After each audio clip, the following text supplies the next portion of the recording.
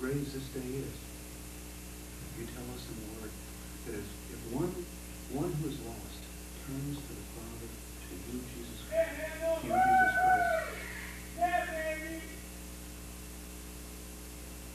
then all of heaven celebrates.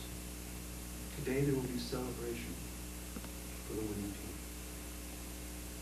In heaven, there is celebration when one person turns to the Heavenly Father, Jesus Christ, and believes in that death for him. So I ask you, Father, this day, as you speak into the hearts of each one here, draw them into your presence. Help them to count the cost, but to choose you. Even though you choose them, you draw them. You bring us to a place in our life where we choose you, Jesus. So by your grace and by your love and by your Spirit right now, speak to hearts here, Jesus, that they might receive you as their Lord and their Savior and Son.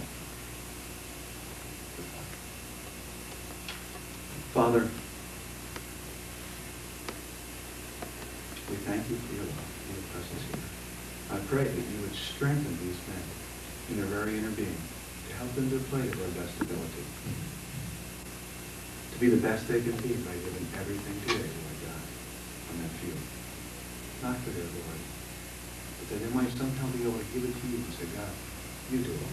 You have it. It's yours. And we ask this in the name of Jesus Christ. We give you thanks.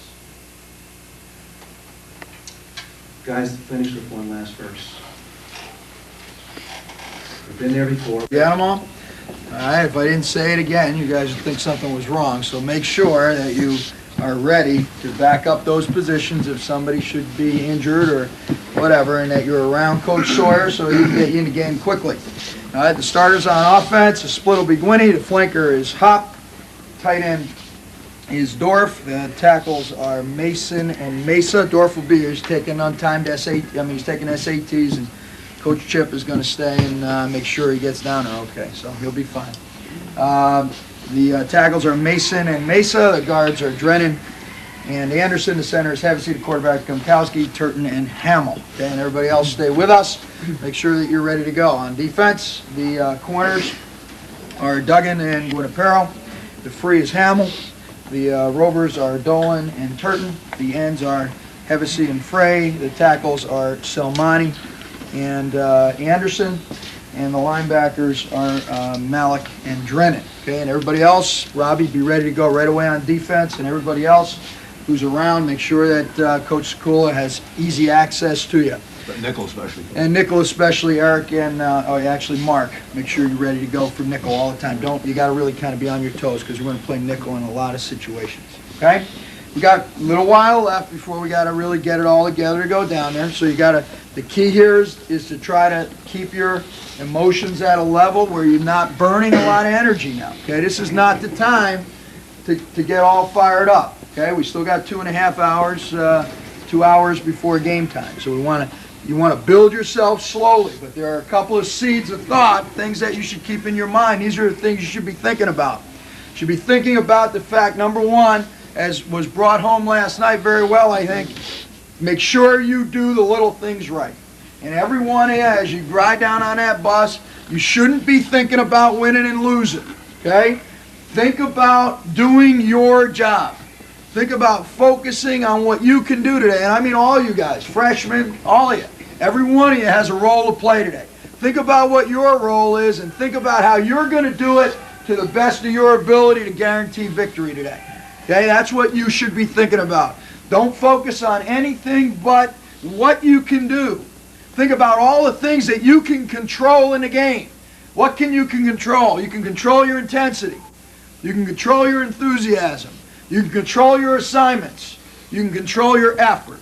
You can control all those things and focus on the things you can control and don't worry about the things you can't. Okay? There may be a big play for Foran. Hey, bounce back. No big deal. It's a championship game.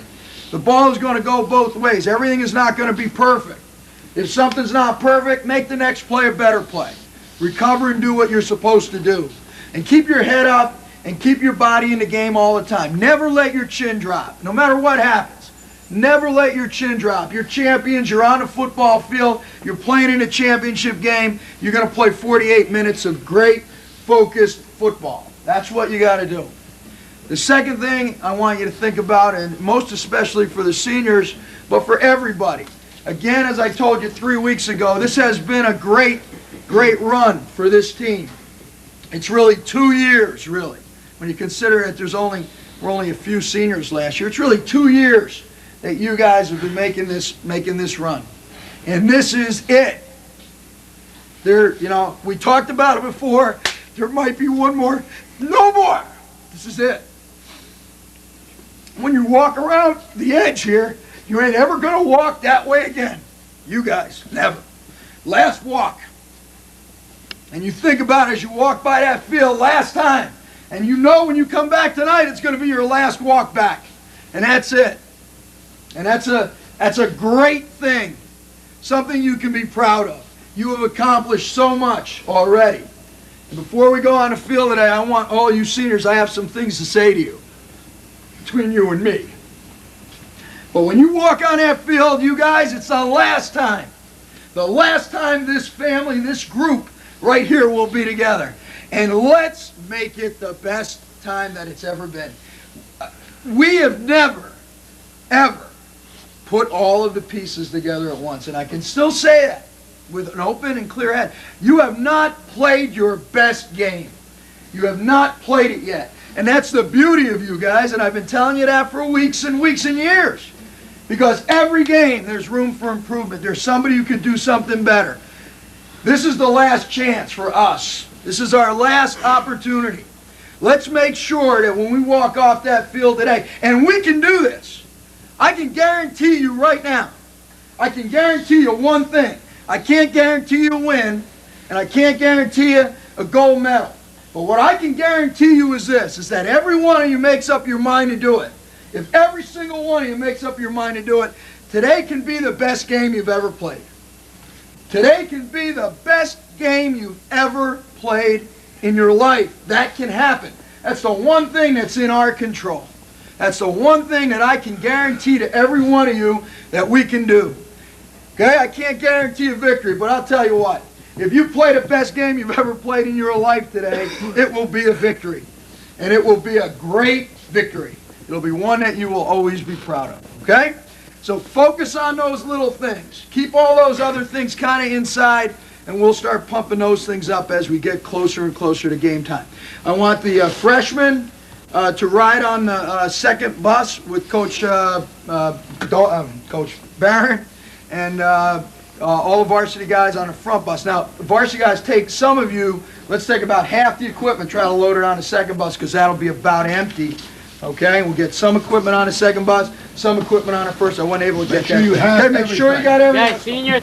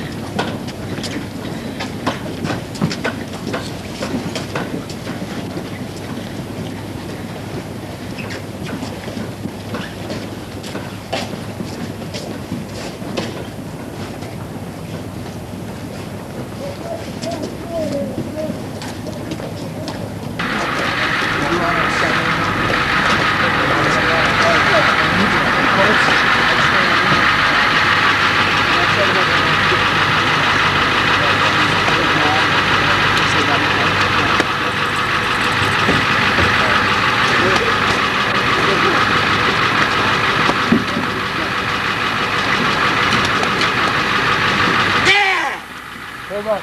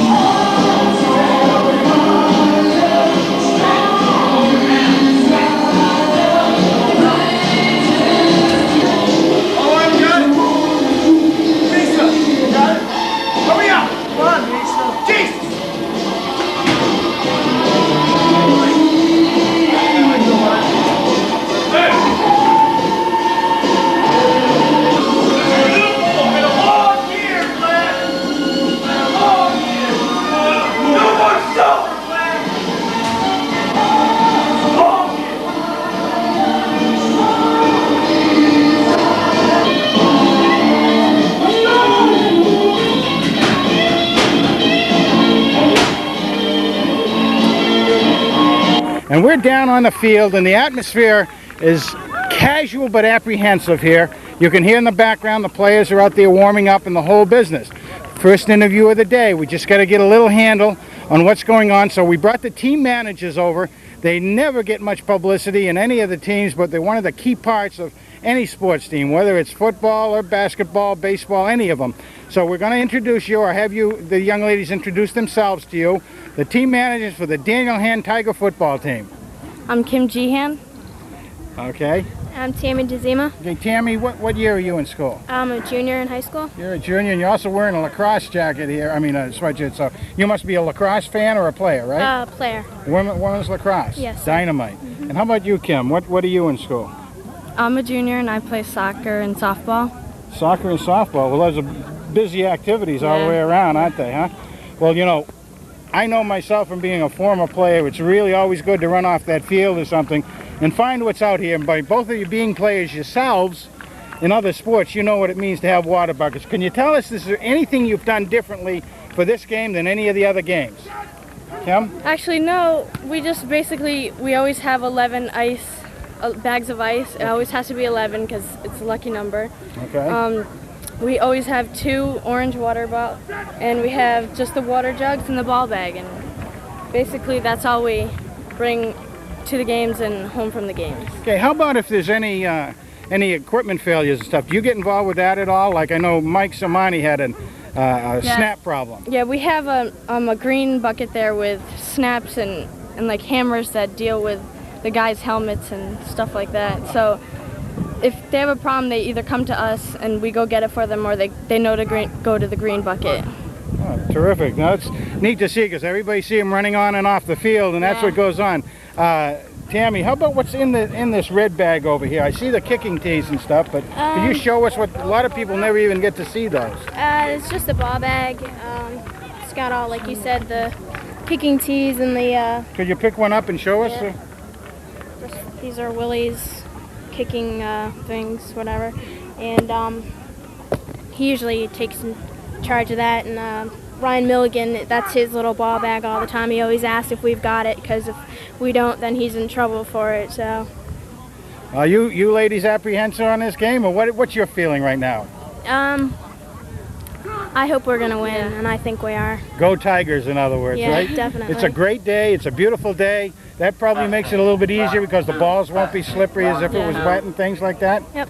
Okay, well, look, thank you very much for your information and helping us out with these. We appreciate it, okay? Thank you. All right, thank you. Well, welcome everybody. We're right here in amongst, let's say, one of the best things I've ever done doing this particular sideline of mine. We will see very shortly here that we're sitting among, just before the start of the game, all the mothers or mothers of all football players. Support! We're going to give them a chance to introduce themselves to you on this beautiful day here as we overlook the field. Okay, I'm going right across here. Hi, my name is Emmy Hamill. My son is Eric, number 22. And I just want to say these boys richly deserve to be here and beat Foran! Yay! I'm Paula Malcolm. My son is Tom, number 30. And this is overdue. Good luck, Tom. Oh, my word. My name is Adrienne Duggan. I'm the mother of Bobby Duggan, number 82. We are just so excited. We can't wait to beat Foran. Hi, I'm Janice Carroll. My son is Dan Carroll. He could be either 32 or 38. Good luck, Dan. Hi, I'm Kathy Glynn. I'm Dan Glynn's mother. He's number 86. He's the punter. Good luck, Dan, and good luck, Hand. Hi, I'm Linda Willis. I'm Jimmy Willis's mom. He's number 16. And good luck, Jimmy, with the goalpost. I'm Nancy Becker. My son is Eric Becker. He's number 42. The whole year has been so wonderful for him. We're just so glad he's here today. I can't. Come on, Mary Jean! You gotta say all Marty's #1 fans are here. No, I can't. Mary Jean, have a seat. My son is number 78, Tim. Good luck, Tim. Beat Foran, please. Hi, I'm Carol Mason. My son is Rob Mason, number 72, the best tackle that we've had in a long time. And they just got nominated, got voted for All League. We're really excited about all these kids today. And it's about time we're going to come out with a gold medal. Lauren. Hi, I'm Linda Gumkowski. My son is Mark, number 12, Gumkowski. Mark, we're going to miss these games, and we're going for Six Flags tonight. Hi, I'm Alice Guinapero. My son is Dan Guinapero, number 88, and I'm banking on those 88s to come through again. Good luck, guys. Hi, I'm Margaret Hopkins, Tom's mom. He's wearing number 34 today. He's normally 7. We want him to win big and nobody be injured. Well, that's certainly the best looking group of people here in the whole park today. And what I'd like to do now is just a couple of questions. We might get a pan on this, Paul. How many have been at a state championship game before? Okay, that's all coming pretty much from last year, but how many of the ladies from 5 years ago? Okay, Mary Jean has been. Matter of fact, I'd like to ask Mary Jean, how many of the 10 championship games have you been to, do you think, Mary Jean? That may take a while to think about it. No, 84 when Chris played at the Yale Bowl, 84. The year they won, what was it, 89? Last year 93. And this year, yeah. Okay, Mary Jean has been here then for 4 of the games. Oh, another mother's just shown up. Let's pass the mic across. Somebody can prep her up. Frank and cereal. My name's Mary Mesa. Look at the camera. Hi! Go Matt! Hey. Number 52. Sue! All right, so we have some more. Oh, nobody gets away. Nobody gets away. If one suffers, they all suffer. Just like in the rain and the cold. Say who you are, who your son is, and one sentence or two. Hi, I'm Susan Frey, and my son is Chris, and I believe he's number 50 today. Good luck, Tigers. Hope we win the game. Okay, everybody, that's going to be a lot of fun when we see this in the follow-up. So, everybody, how about a big cheer for the Tigers?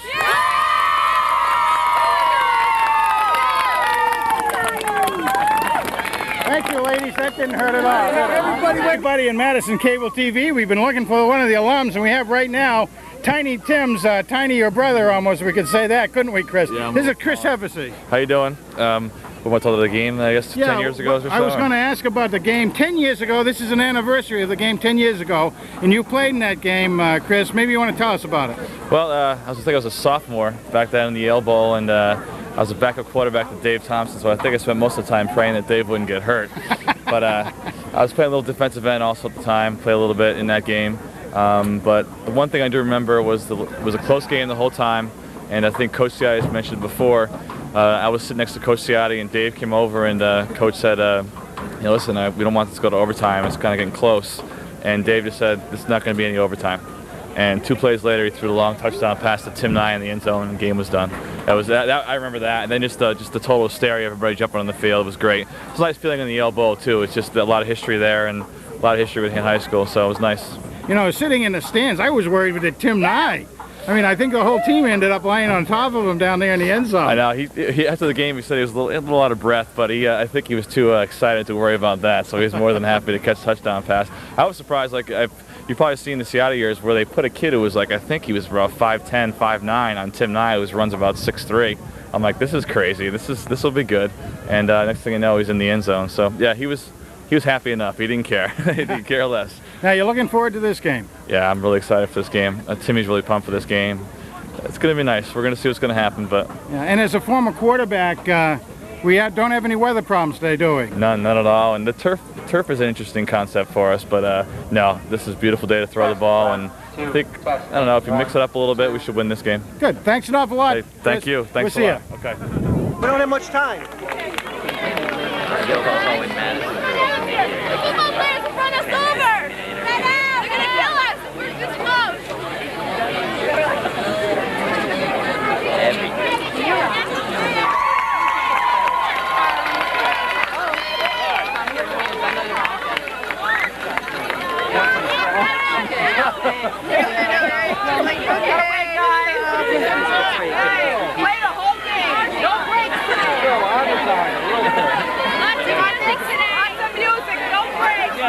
We got one. You guys bring us a drink. Okay, all right. You're our energy. You're our force. You guys are great. All right, good. Hi, how are you? Good. No, here they come. Hey, the team's coming. Here we go.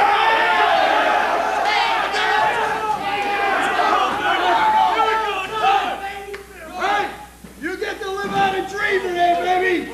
You get to do what every kid all his life who puts on a helmet wants to do.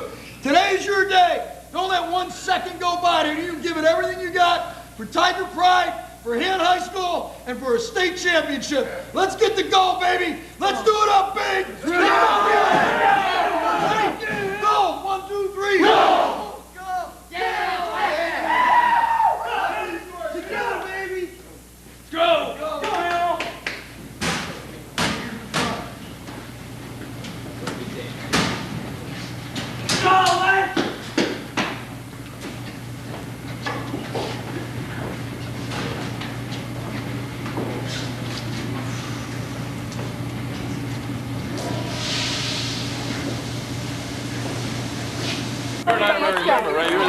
Hey, here they come, guys! Stacy! Come back up here!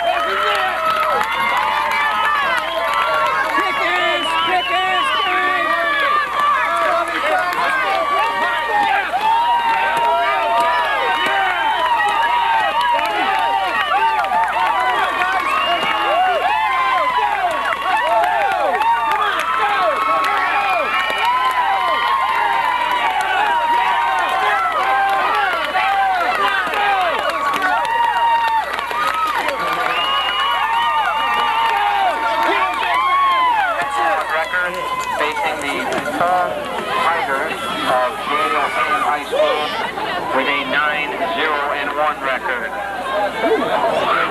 Andy Drennan. Number 72, Rob Mason. Number 74, Mike Salmani. Number 76, Mike Anderson. Number 78, Tim Putney. Number 84, Chris King. Number 88, Dan Winifero. And number 90, Chris Dorflinger. Tiger, head coached by Steve Philippone.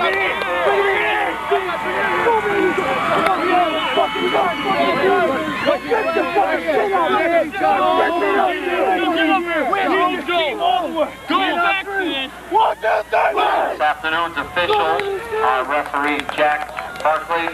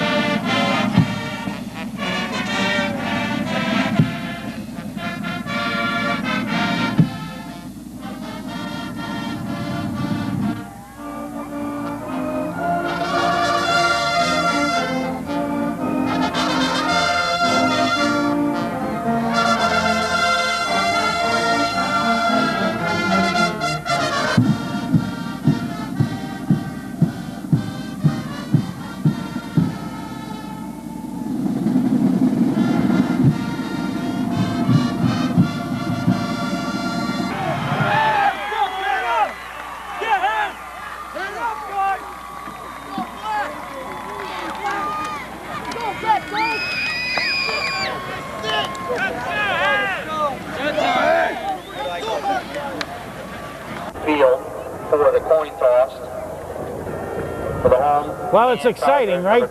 Greetings for Madison Community Television and Daniel Hand High School Tiger football for the last game of the season, the Class M State Championship game played at Southern Connecticut State University. This is Ket Sprague with Frank Tordoff, and we got two cameras today, one on the field and one in the press box. Steve Fust is in the press box. Paul Sprague is down with the coin toss. The co-captains for Hand, Eric Hamill, Mike Anderson are in the center of the field, and we were about ready to get this game underway. Frank, a beautiful, warm December 3rd. Unbelievable, absolutely unbelievable. We were here, actually a few yards away from here, maybe quarter of a mile or so, in early November, and we thought that was fabulous for short sleeve weather. Here it is again, now December, and we have short sleeve weather basically. So this state championship game with Daniel Hand, I believe this is their 10th appearance or 11th. What is it, Frank? 10th appearance for Daniel Hand with 5 wins, and so we hopefully make it 6 this year with these young men. We're on the anniversary of the last state championship game 5 years ago, which was also played on this field in an exciting game Saturday night in the snow and the freezing. Much different from that as far as weather conditions go. And Daniel Hand is looking for that 6th flag to make it look even that they fly at the home games. They certainly are, and of course what we're looking for right now is that weather conditions are not a negative to either team. In other words, there's a very fast option type team that Hand is playing. There's a lot of passing, a lot of rushing, a lot of misdirection type stuff, and the weather conditions kind of not necessarily favor that any differently, but it's certainly not a negative. And the same thing for the hand running game and that sort of thing. So it's really team against team, and let the best team win, Kent. This is Joseph Foran High School of Milford, and interestingly, Hand played them every year up until this year. They were in the old Coastal Conference, so Hand is familiar with their way of coaching, their way of operating. But this year, Foran has put it all together. They had 1 loss on the season. That was by 8 points in the rain to Notre Dame West Haven in the 3rd game of the season. And they're a strong team, a strong senior team. Yeah, we said in years past against Foran that they always played tough until the 3rd and 4th period, and then their discipline fell apart. It appears that they've got that corrected this year. So Hand will receive, and we're ready to go. It's a low kick, hit and bounce, and it's going to be picked up by Guinapero. Guinapero brings it up across the 30, and a good return up across the 40. Nice job by Danny. Danny Guinapero brings it to the 41. Danny picked that thing up and was really bouncing around on this artificial surface, Ken, giving him some trouble how to quite pick it up. But he did. He saw he had time. His blockers were picking up the first wave of attack coming down. Did a nice job. Feels like we're back at Strong Field, Frank. We got the home team band right in front of us. I love it. Absolutely love it. Mark Gumkowski at quarterback, and handed off to Damian Turton up the middle, and not much gain. Gain about a yard. Well, there's a play that certainly the Foran team expected something to that degree coming up fairly close to the center of the line. They probably were really keying on Eric Hamill, but Turton did take it and they defended it very well. 1 yard gain in the backfield for Hand are Mark Gumkowski at quarterback, Damian Turton at fullback, Eric Hamill at tailback.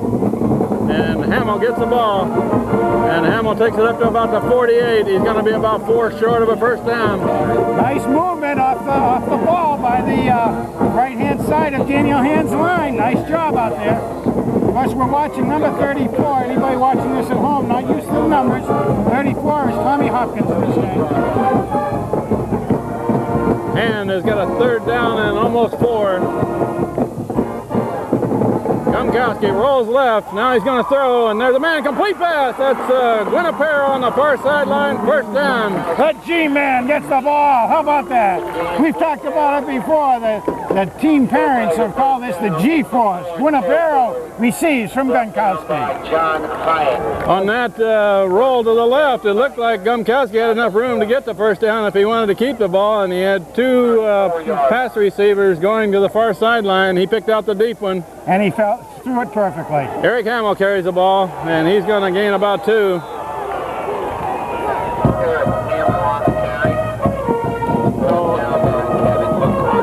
Eric Hamill with over 1,300 yards rushing this year, and he missed most of 2 games. 1 complete game and 3/4 of another with a sprained ankle. As Dad says that it's apparently feeling quite well for Eric, which we're glad to see. 2nd and 8 for Hand.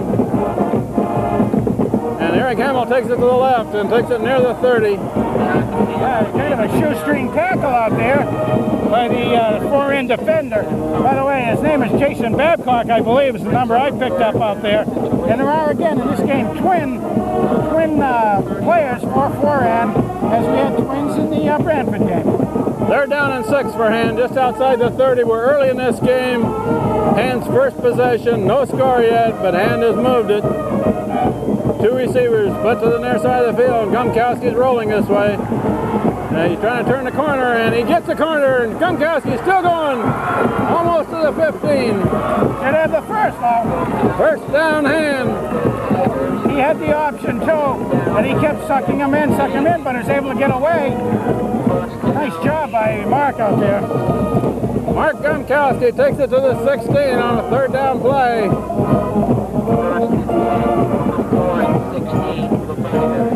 Foran may not be used to a big mobile quarterback like Mark Gumkowski is. Damian Turton only gains a yard to the 15.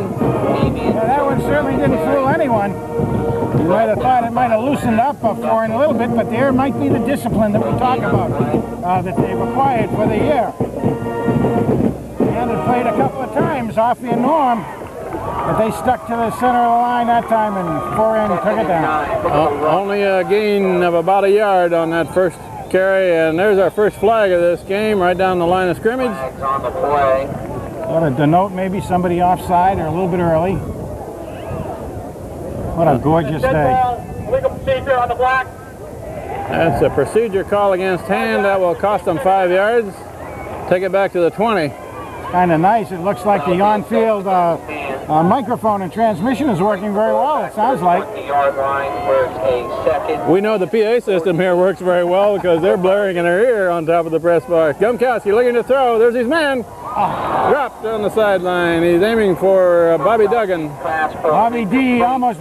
Bobby was having to watch out that he didn't go over the end line. I think he probably took his eyes off the ball just slightly as it was approaching and make sure he would stay in bounds and wasn't able to hold on to the ball. That's going to bring up 3rd and 14 for Hand. Yeah, it is possible with those 14 yards to make a first down, but this time Hopkins split wide left, Guinapero on the right side of the line. They may go for all the marbles. Gumkowski's looking to throw it. There's Guinapero down there, but it's out of bounds. Incomplete pass.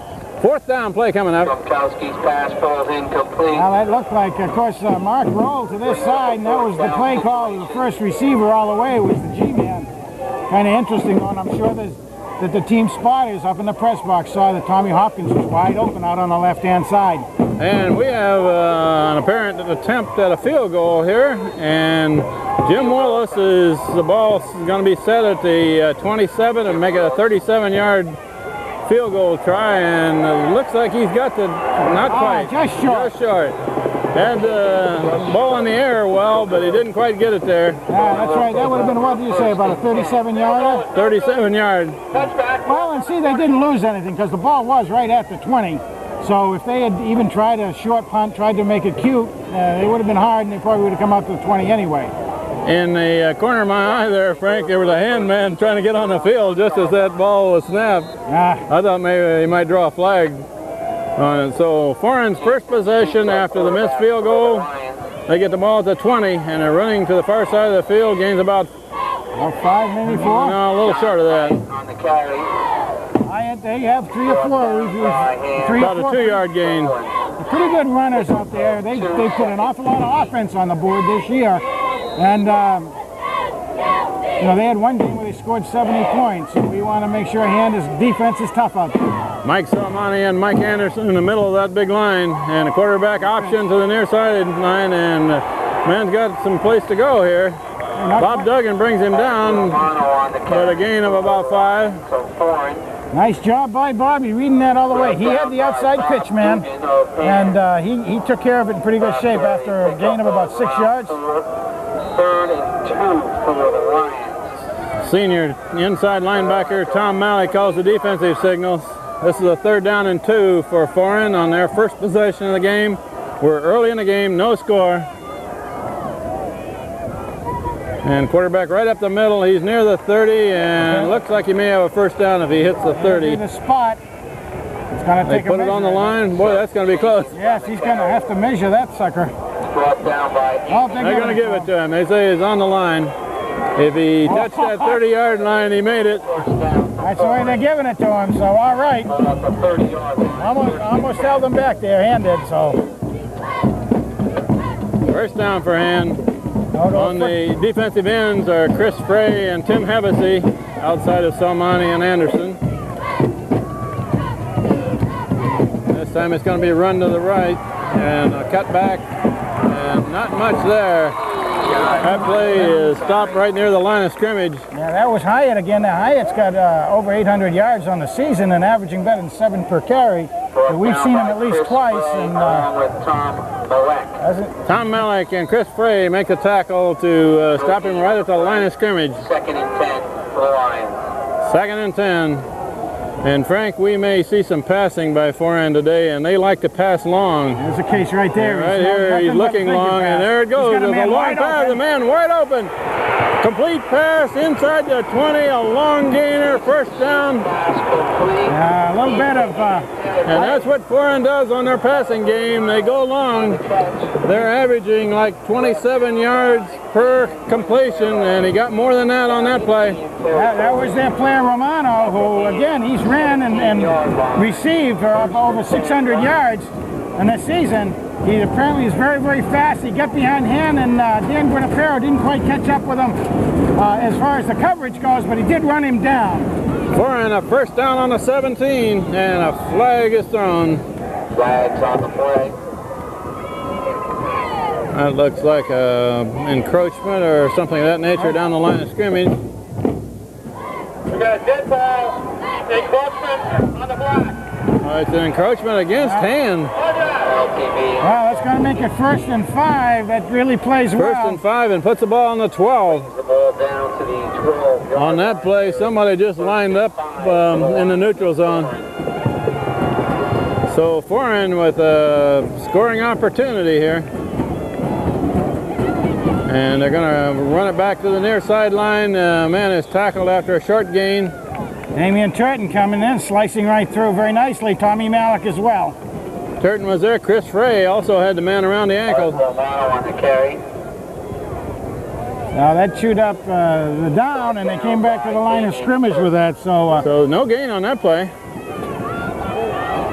So 2nd and 5 for Foran. And it's run to the right this time. And behind a bunch of blocking, moving a whole pile forward a little bit. They're going to be about 3 yards short of a first down. Yes, I think you'll be able to count. This is when they'll probably do one of their option type plays. They've got kind of mid-distance. 3 is not an easy gimme out there, and they'll probably try to do an option like they did last time. At least that's what I would read at this point. Let's see if we're diagnosing them right. Ball's down about the 9. It's a 3rd down and about 2.5 for a first. And it's running right up the middle. There's the first down inside the 5 for Foran down to the 3. It's Jenkins, big fullback out there, and he really packs a pretty good load on a 6-foot frame. So got that first down and goal to go. 1st and goal at the 3 for Foran. And they're running on hand on this possession. 3-yard line. Quarterback drops it, falls on it, so they lose a couple of yards. They're getting a little excited out there probably, but we'll take that play either way you get it to move them back. Quarterback looked like he was going to run an option to the near sideline, but he didn't hang on to the ball. It's now back at about the 7. 2nd and goal. Run right up the middle, and man heading for the end zone, and he's close to it. I don't see a signal from a referee. No, maybe his knee may have touched. They're going to spot that ball just short of the goal line. What happened? His knee actually touched before his body went across, so then it was down. 3rd and goal. I saw some foreign players signal touchdown, but no referees. No. They're down and goal, and they're within 6 inches of the goal. The guy with the stripes is the one that counts, but this should be a QB sneak here. Right up the middle, and the quarterback looks like he's got enough yardage. Still no signal.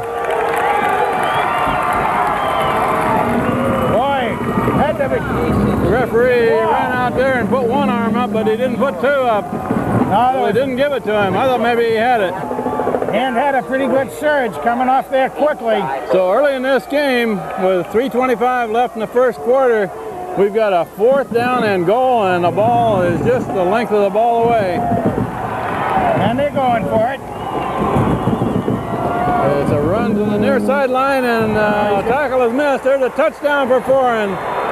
Almost stopped in the backfield, but they couldn't stop the sweeper on the left side. Boy, that was close. You know, from a hand standpoint, of course, you're behind by 6 now, but that was a pretty good defensive series down there when it all comes to nothing, but nonetheless, you can't take it too defeated-wise on that. They had 1st and goal at the 3, and they had to make it on the 4th down run. And like you say, it was almost knocked down in the backfield. Foran for the conversion try. Snap is a little bit high, put down and kicked up. Kick good. Joseph Foran High School of Milford leads hand 7-0 with 3:02 left in the first quarter. Well, Frank Hand must come from behind again, but that's not too unusual for them. They've had to do that several times this year. Several times this year we've seen it happen, so we know they are able to take it psychologically. Back deep to receive the kick are Eric Hamill and Dan Guinapero. And it's a knuckleball in and out of the arms of one player, and Guinapero picks it up. And Guinapero turns the corner. He's still going across the 40, up near midfield. Shoved out of bounds at the 48. Another nice run back by the G-man out there. Love to see that. He had one man to beat, which happened to be the quarterback out. One of the wide receivers, McClurkin. left other than him was green the rest of the way. So Guinapero gives them good field position, almost to the 49. Gumkowski rolling right, he's going to keep it, brings it down and gains about 3. Got a nice block by Damian Jordan out there that time.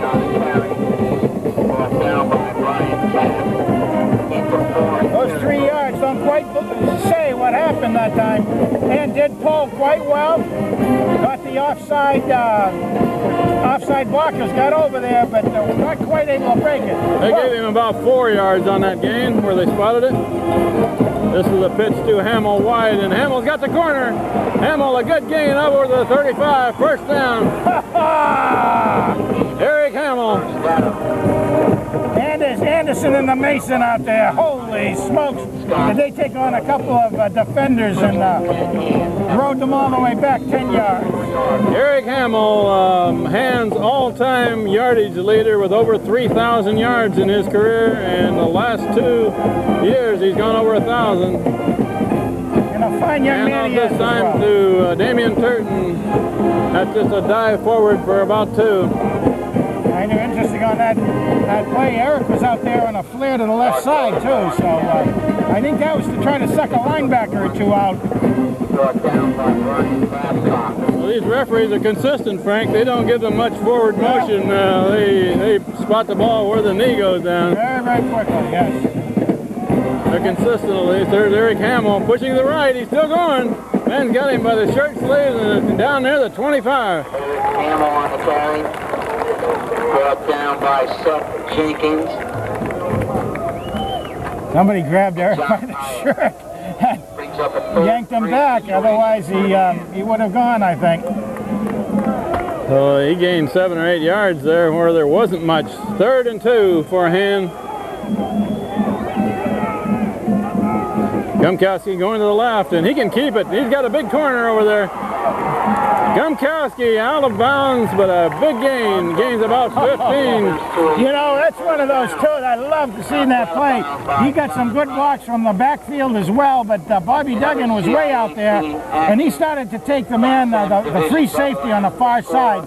Bobby did and started blocking him. Unfortunately, as he started blocking him, that was when the decision was made by Mark, and he went to that side, went out of bounds. Mark Gumkowski takes it to the 11, first down for Hand, and he's going to come to the right this time, and the man's got him in the backfield. One man sliced through. Yeah, he did. He got through there awful quickly, and partly because he took advantage of the whole line starting to move to the right side. That tackler must have come in behind the blocking. He did. As the blocker started to pull, he came in behind him. Good quick move. So a loss of a yard on that sweep. They'll make an adjustment on that. Hamill is the only man behind Gumkowski. Gumkowski still got it now. He's looking to throw a complete pass down near the 5. That's completed to Eric Hamill. Well, you know, that's the kind of play that, you know, you love to see the completion. Only gives you 3 yards or so, but it opens it up a little bit. I'd love to see that run to the wide side, kid.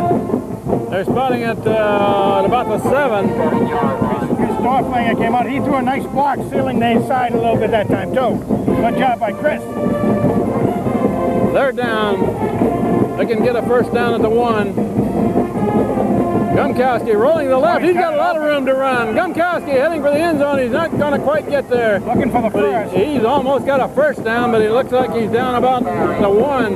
Oh, there's less than a yard room down there. I like that rollout, Frank. He's got black shirts ahead of him. He does. The men got there real quickly on that side to help do the seal. And when you've got the wide side and you're a fast runner like Mark is, you can start to turn it on, turn it up. That's very close to a first down. They'll measure. It's near the 1, but it's going to bring up a 4th down if he's sharp. Good crowds here tonight. As they're doing that measure. First down! All right! First down for Hand at the 1.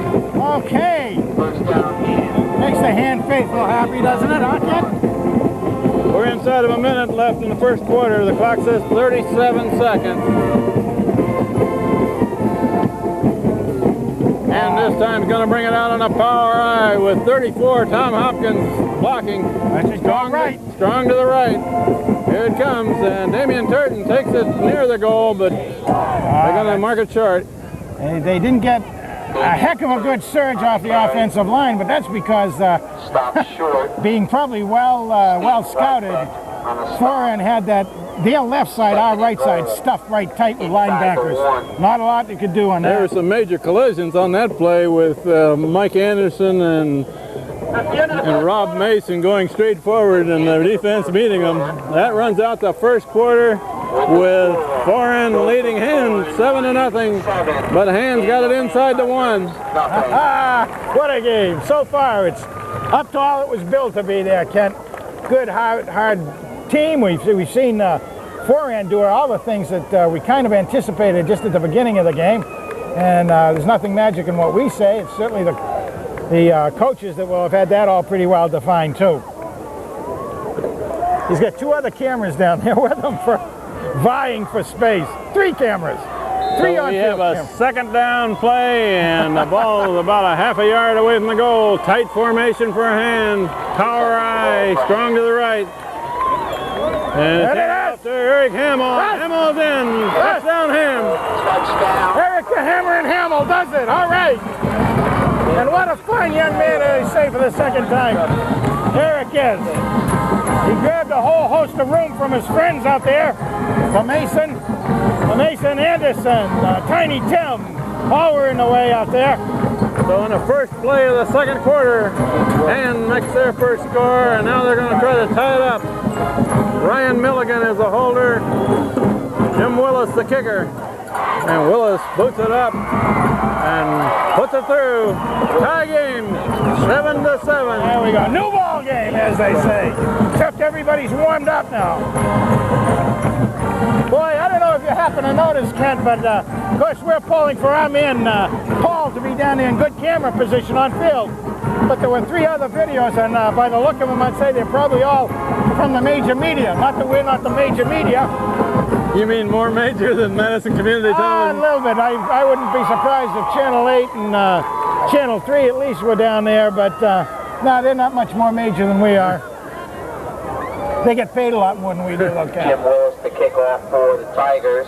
However, we get the options of being able to be down there with the ladies number 43, and everything else. Pucci, number 23, John Hyatt, and number 30. So this has been a hard-hitting game so far, and that was a good drive by Hand. And excellent rollout plays, and Gumkowski picked up a couple of big ones in that drive.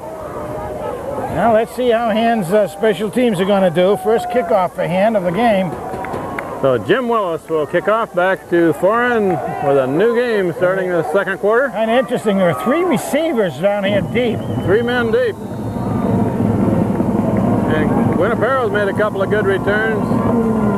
And Willis hits a bouncer to about the 18. Run back up the middle. They're setting up a wedge, and they got a hole there, and the man's still going. He's got to be caught by Eric Becker. He's going all the way. Eric Becker bulldogs his man down at about the 21.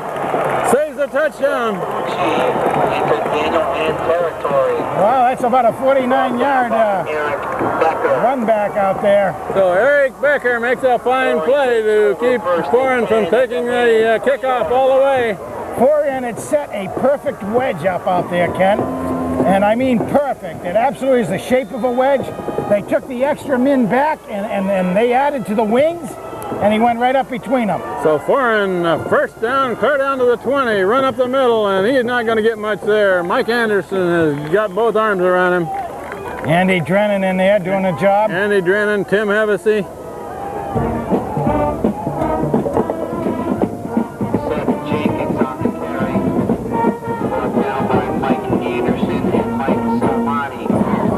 So far, Frank, 3 of the biggest plays we've seen have been kick run backs. That's right.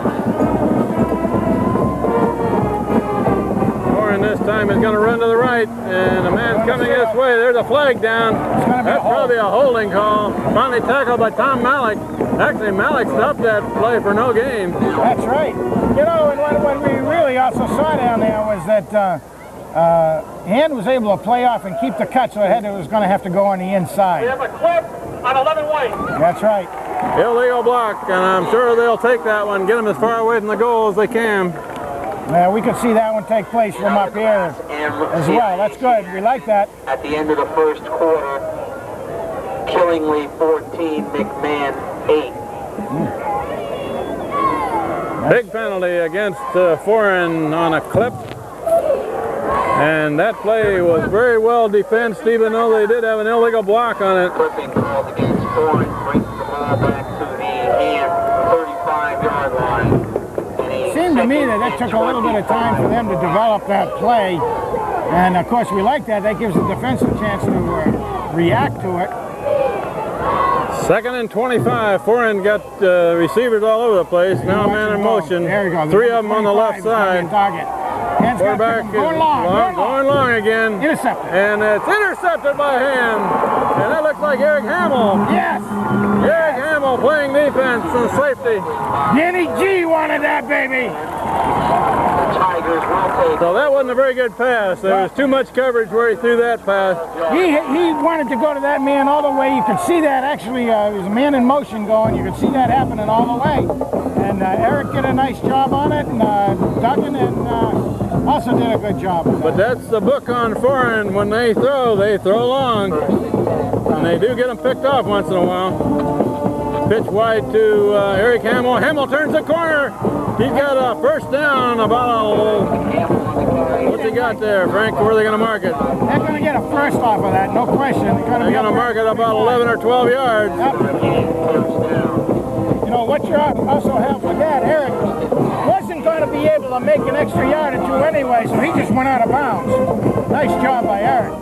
Eric Hamill brings it to the 25. 1st and 10 for Hand. Pitch this time to the near sideline, and Hamill is trying to get some blocking ahead of him. Gets a little bit and takes it for a little over 5. And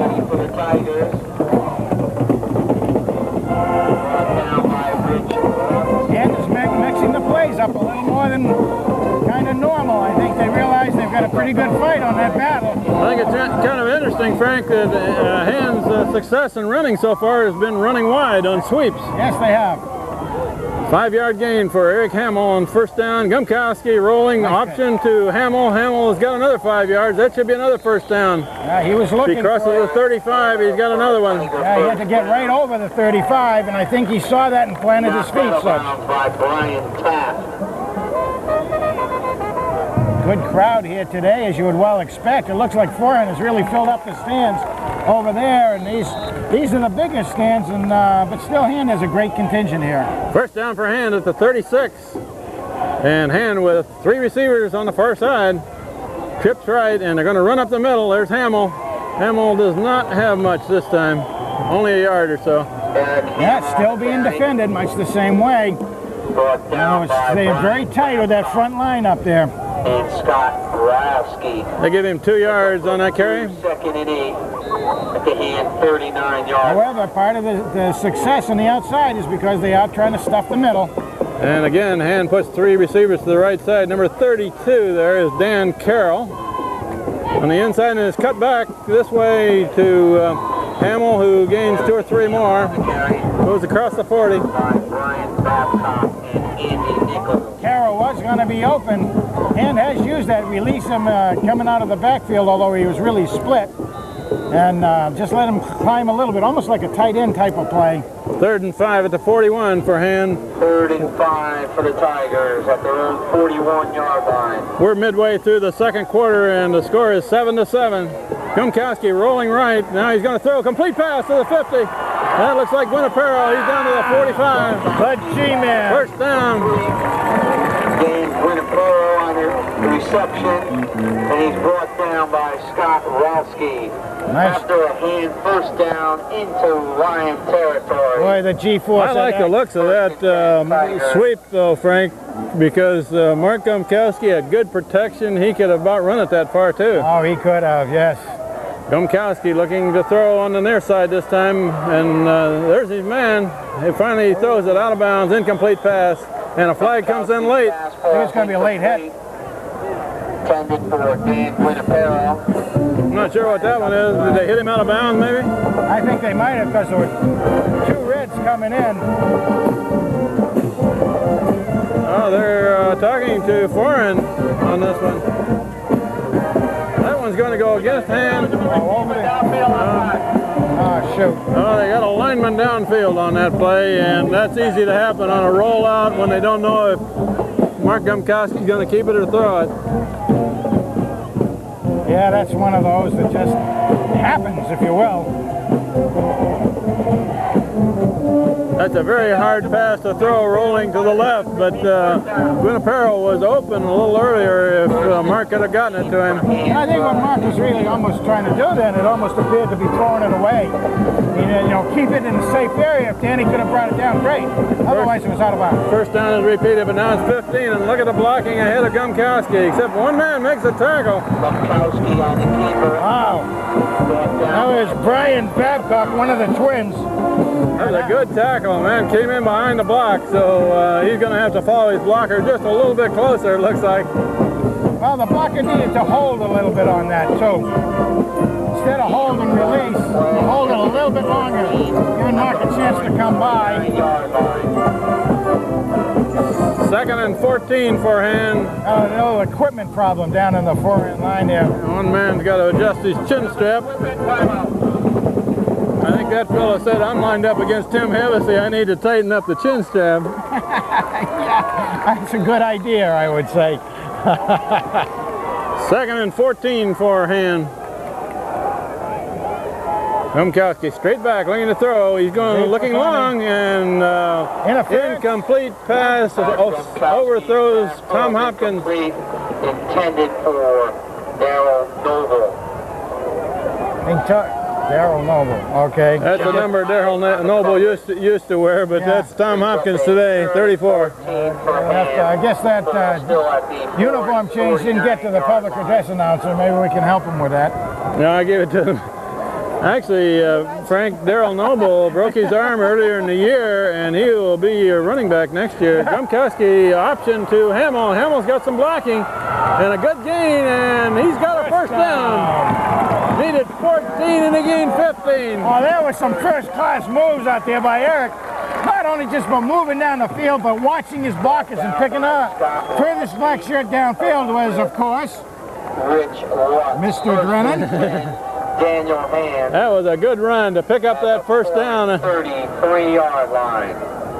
So, and between the 33 and the 34, we're down to 7:25 left in the second quarter. Hamill going right, breaks one tackle, bounces outside, breaks another one, and another 10-yard gain. That looks like another first down. 11 yards. Let's give it Eric Hamill is one of those runners, Frank, that carries the ball a lot, and he gains 2 yards and 3 yards. Then all of a sudden he gains 11, 12, and 15. And at the end of the game, you say, holy cow, he's got 150. We've really seen him mature over the last 3 years, too, and he's learned how to run hard, not just fancy. First down for Hand, and Hamill gets it again. He's going to carry it a lot today, and Pyle is still going forward, just inside the 20. A lot of help from his friends out there.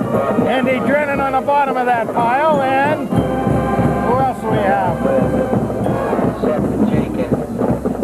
So it's spotted right on the 20-yard line. 2nd down and 7 for Hand. Pick up the 4, 2nd and 6. Sitting right at the 20-yard line.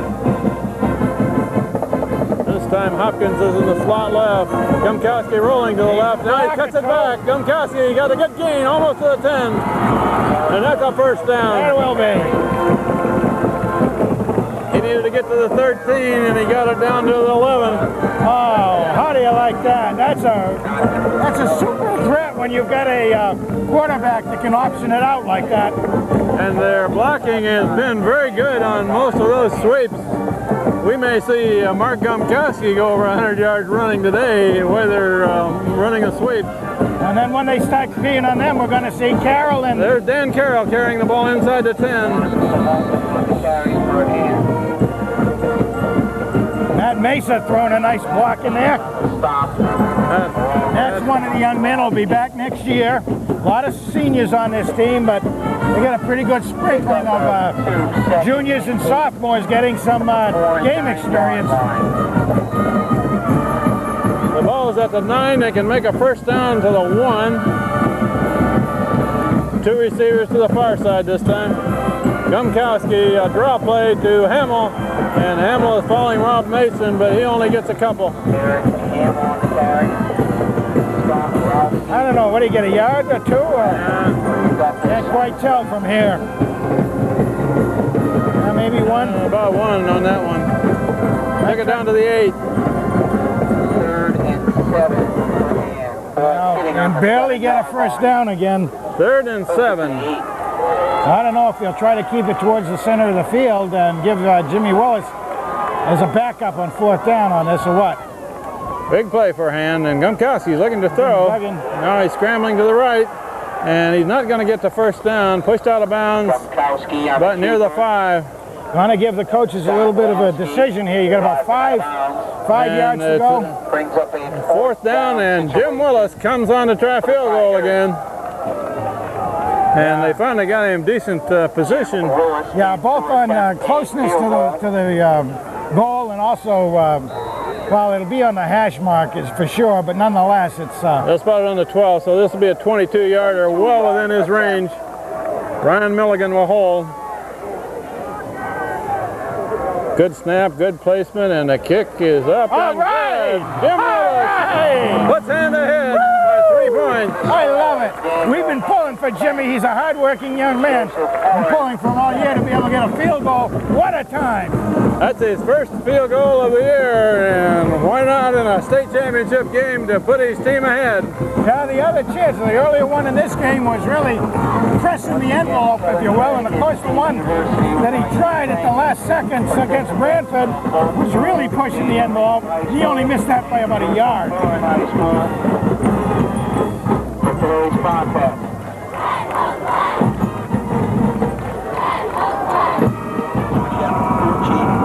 Jim Willis will kick off back to Hand with 3 men dropped near the 10, and Frank, the last kickoff was almost disaster time. Think he'll kick it low again? Probably will. It's going to be a short run up on it. You're going to see the same thing. He's going to hit a grounder. They'll be setting up the wedge, right? It's picked up at the 20-yard line. There they go. Set up There's the wedge right up the middle. Almost broken. And that one is only going to go to about the 37. Bobby Duggan kept his contained. He stayed out there on the hash mark and picked up the receiver. Nice job. Also, Nick Ricano, number 20, was in on that tackle. Ricano. He covers kicks very well. Oh, he does. He's really a fine asset out there. He gets down there quickly and able to play off the blockers and gets in there almost every time. So we're down to 4:50 left before the half, and Daniel Hand is leading 10-7 against Foran of Milford. Class M state championship. That's a misdirection, cutback, and a gain of about 8. Yeah, that was kind of a quick move up there off of Hand, and yeah, might have even caught Hand napping a little bit on that one. You don't get a first play 8-yard gain very often on Hand's line. 2nd and 2. So the carry is clear to the 45, 2nd and 2 for Foran.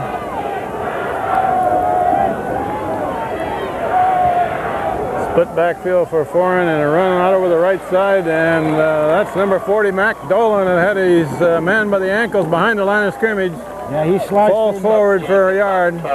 Out there again, the knees came down first. Chris Fry and Tom Malik brings up a 3rd and 1 for Hand. And this could be a good big play if they could stop this play short, then they'd get the ball. Well, this should probably be a run. A tight formation, power running formation, and he's got the first down. Gain up near midfield. Finally tackled by Gumkowski. First down. Gumkowski and Anderson. Mark Gumkowski and Damian Turk. 1st and 10. Taking a couple of pages out of the Hand playbook with those couple of plays. So Foran, first down in midfield. 3.5 minutes left before the half. Gonna go for some pay dirt on this first play. Right. Sweep to the left. Option pass. Sweep to the left, and they've got a lot of blocking there. Nice. But short gain, tackled by Duggan. Bobby D wrote him down nicely. Bob Good Duggan bulldog. makes a sure tackle on the corner. Bob Duggan on the stop, along with Tom Malik. That brings it down to about the 47. Brings up a 2nd and 7. 2nd and 7 for Foran. We have a good crowd. The Hand faithful are on the near sideline, and the Foran rooters on the other side. Tim Hevesy has a man wrapped up this time, gain of a yard or so. Yeah, they put 2 men on Hevesy to try to block him out, did not move him. And he still helped make the tackle. Tiny Tim. Tim Hevesy makes the stop at the 45. That'll bring up 3rd and 5. Now, there are lots of players on lots of teams that won't like the Christmas Carol any longer after hearing about Tiny Tim. 3rd and 5 for Foran. And it looks like a quick pass, and now the quarterback is dropped straight back, and he's going to throw long again. And there's a man out there, incomplete pass. Damian Turton had the coverage. But again, Foran, when they throw the pass, they look long. Hand really was pushing the rush on out there, and they actually went by the quarterback. And usually one guy usually kind of stays back a little, but they moved the whole line out there, and the quarterback actually had plenty of time to try to open that pass up. So Foran takes a timeout with a 4th and 5 coming up at the 45. What Foran might do here, 4th and 5. It looks like they're going for it, or they may just be trying to draw a hand offside. I bet that's what it's going to be. But a Foran man moved too. It looked like a hard count, and they were trying to get Hand to jump offside. That's right, Hand's ball. But Foran made a mistake there. They sure did. The center snapped the ball, and he shouldn't have, I think. I think so. They were trying to draw him off. And, you know, it would have been barely a first down, but what the heck. I guess that's a worthwhile play to try as long as everybody's on the same page. That gives Hand the ball back. First down at the 47, and Gumkowski rolling right. He's got a big hole. Gumkowski, a big run. And he's out of bounds, pushed out inside the 30 at about the 27. Nice, about a 25-yard run from Hurt. So we got 2:20 on the clock before the half, and Hand has got plenty of time clear down there. That's precisely what we're talking. By going out of bounds, the clock stops, gives Hand a chance to reset. Would have stopped just to reline the flags anyway. So a big run by Gumkowski. 22-yard line. And a pitch this time wide to the right end. Hamill's got a sideline. Hamill's going to get about 10, about 9 yards it looks like. For Eric. Hammer on the carry. 9 yards, out of bounds, stops the clock. Kevin McClurkin. Giving Hand a chance to get down there. Frank, let's go back to that last play of Foran's down there. We were talking about that when we took the break, that they might try to draw Hand offside to get the first down, or they might punt it. And they didn't do either well. They didn't do either well. That's right. Gumkowski rolling. There's a flag down, and there's a complete pass to Guinaparo. Guinaparo is right near the goal line, but a flag is down, and that one may come back. Talking to Hand. Could be a holding call. Who are they talking to here? I'm talking to Hevesy. That's going to be a holding call against Hand. Yeah, normally that's where you'd see that, but on occasion you'd see a defensive hold also. But so that was a good-looking pass play, but there was a hold on it, so that'll push Hand back. Still plenty of time. 2:07 on the clock. Yeah, what was good about that too? That was a crossing pattern deep that Danny had taken out there, and he was open. And a nicely timed pass. Boy, he was trying to get to that stripe, too. On the block, we'll repeat, 2nd down. That will bring up a 2nd down and about 11 at the 28. And has a 2nd and 9 situation. And this time, Gumkowski is rolling left. And now he's going to throw it. There's Hopkins. Tom Hopkins makes the catch at the 15. That'll be a first, though. That'll be a first down. That's what they wanted. To be able to take the ball for the rest of the minute 50 remaining, Hand wanted that first down. Tom Hopkins makes the catch. And Daniel Hand takes their first timeout of the first half with 1:50 left. Moving the ball at the 15, first down. Daniel Hand Hand has the ball at the 15. 2 receivers to the right. Gumkowski rolling right. Hamill's ahead of him to block. Now he throws it, overthrown, looking for Hopkins in the edge of the end zone. Fastball's incomplete, intended for Chris King. Oh my goodness, that guy's really reading the wrong. Parker and John Hyatt on the coverage. That was 34, Tommy the Hawk Hopkins out there, and that's the third name he's been called today, so we'll have to try to talk at halftime with a PA announcer. Incomplete pass, 2nd and 10. Can't blame the PA announcer too much because we've been tricked a few times this year too, Ken. The wide side of the field is the far side. Yeah. And they're going to let Hamill take it to the right side, and Hamill is inside the 5. First down. Inside the 5. Wow. Eric Hamill takes it inside the 5 from the 15. The first down. First and goal. They're spotting it at the 4. Yeah, you bet. Plenty of time for Hand. Clock says 1:35. Second timeout. And Hand takes a timeout before they run the next play. They have a good opportunity to score here again before the half. Close to 100 yards. First down for Hand at the 4. And a tight formation, a run-type formation, and there's Eric Hamill, and Hamill isn't going to get much. Right near the line of scrimmage. He tried to come left and cut back, and the defense was there. And Hand takes the timeout again, did they? No gain on the play. That is your third timeout from the 4. No more timeout. That's the last timeout for Hand in the first half. It will bring up 2nd down and goal at the 4. Play for Hand, 3rd down play. Excuse me, 2nd down play. Hand has a receiver each side of the field. And Gumkowski's going to roll right, and he's being hit. Now he pitches off to Hamill, who takes it inside the 5. Okay, now Hand can't stop the clock because it's they used their 3rd timeout. So now Hand has got to go a little hurry up here. Not Chuai. They got 2 downs. They've got a full minute left, however. Pick up of maybe a half a yard. 3rd and goal from the 4. 3rd and goal, still at the 4. And Gumkowski pitches to Hamill, and Hamill's got the end zone. Touchdown Hand. Eric Hamill takes it the last 4 yards. Well, there you have it.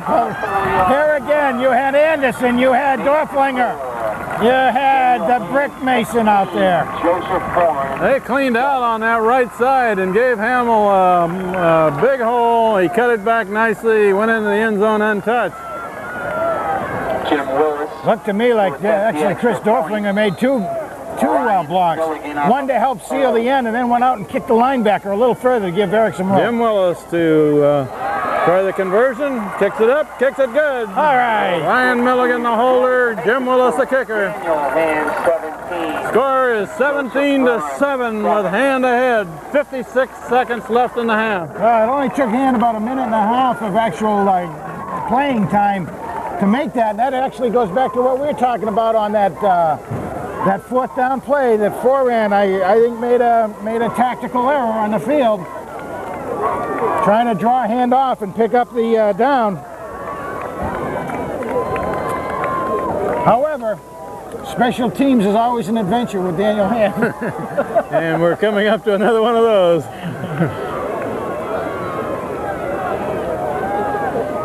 And as we were saying, an adventure is about to come here, almost something out of Stephen King novel. I don't think Jim Willis is going to put this one very high in the air. No, it's kind of, on this artificial surface, try to let it roll and scribble about it. He's going to kick it low and let it bounce, but it is fielded at the 15, and a center return again, right up the middle. But the man is cut down right across the 30, about the 32. He's one of their key guys for that sort of thing, though. And again, they've set that wedge up, and they're going to try to use it again to break. Didn't work the last 2 times, though. I believe that was Nick Ricano in there helping out on that tackle. He slithers in there like a snake. I think he's a wrestler, too. And also Dan Carroll was there. Dan Carroll's mother, making sure we had the right number for him. We've got it, but the PA announcer doesn't have it right. You better watch out. She'll be up there on him. And Foran is just going to kill the clock for this last half minute of the first half. And Steve Sekula is going crazy on the sideline like, don't bite on a fake. They might throw it long. Don't be like the New York Jets. Clock is still rolling, however. We're down to 10 seconds and running. My goodness. Getting a little bit cooler up here. And everybody's standing around watching the clock roll, and there goes the first half. Daniel Hand leads in the Class M State Championship at halftime 17-7 against Foran of Milford. Yeah, welcome to the Eric Hamill and Mark Gromkowski show. They both had good first halves. All right. We will take a break from football action and get a little bit of the Daniel Hand High School Marching Band halftime performance, and then back for the second half.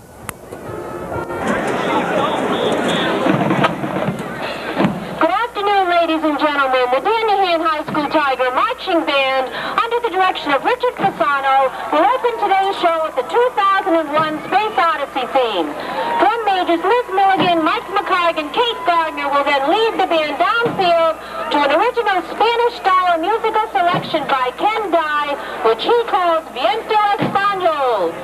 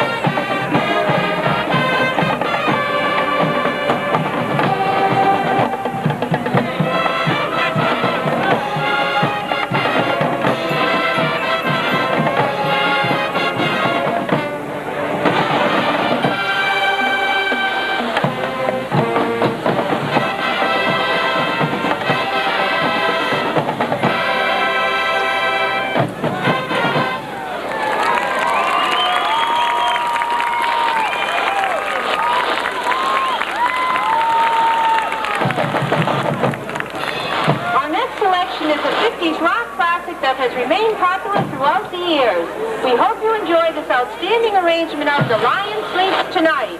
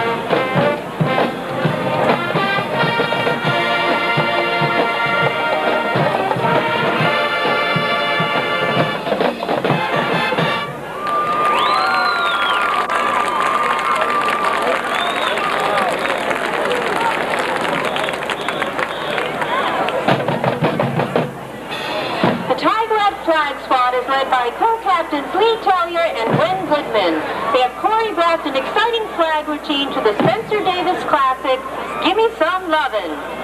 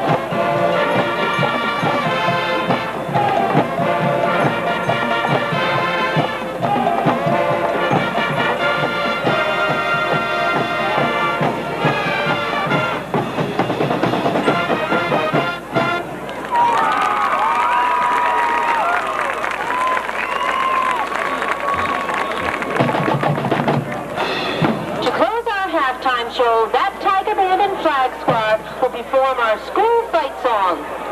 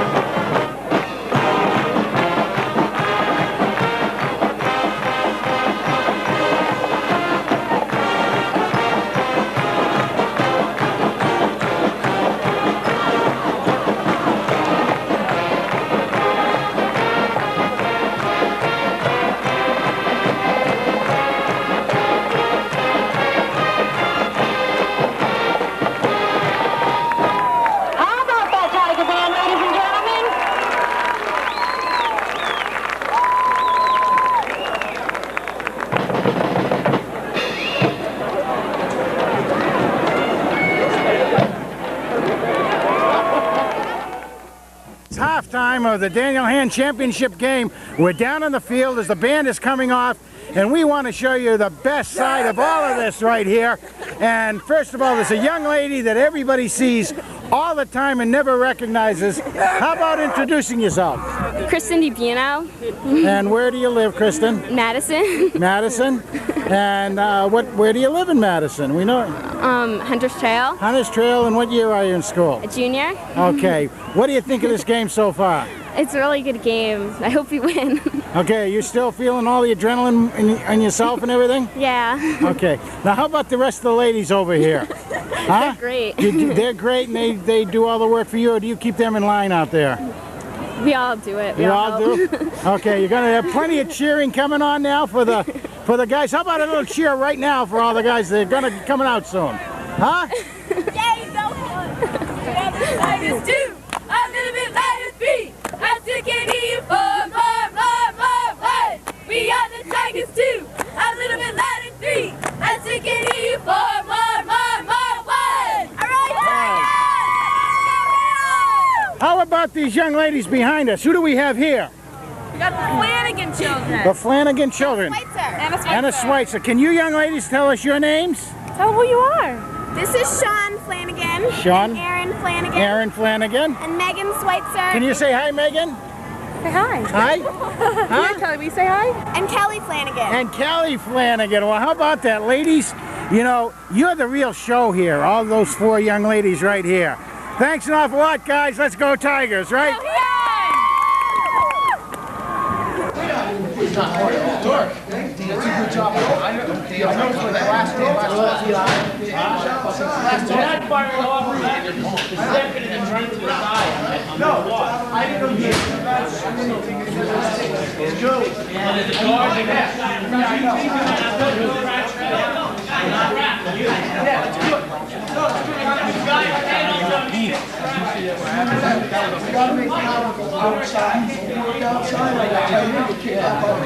So you want me to take it?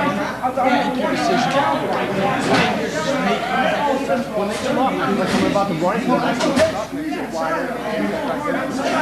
just because third quarter you're going to want to throw the ball, but any other time, just make it do it. It doesn't matter. We got another down, we got 2 more downs to field.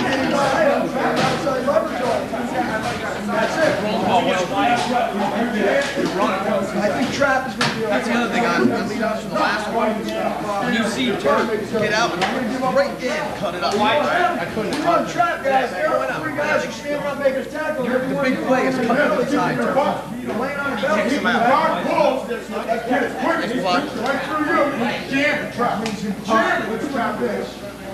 Because all you're doing is standing like this and he's jamming you in the hole. You got to step off. He's going to come every single time. Every time.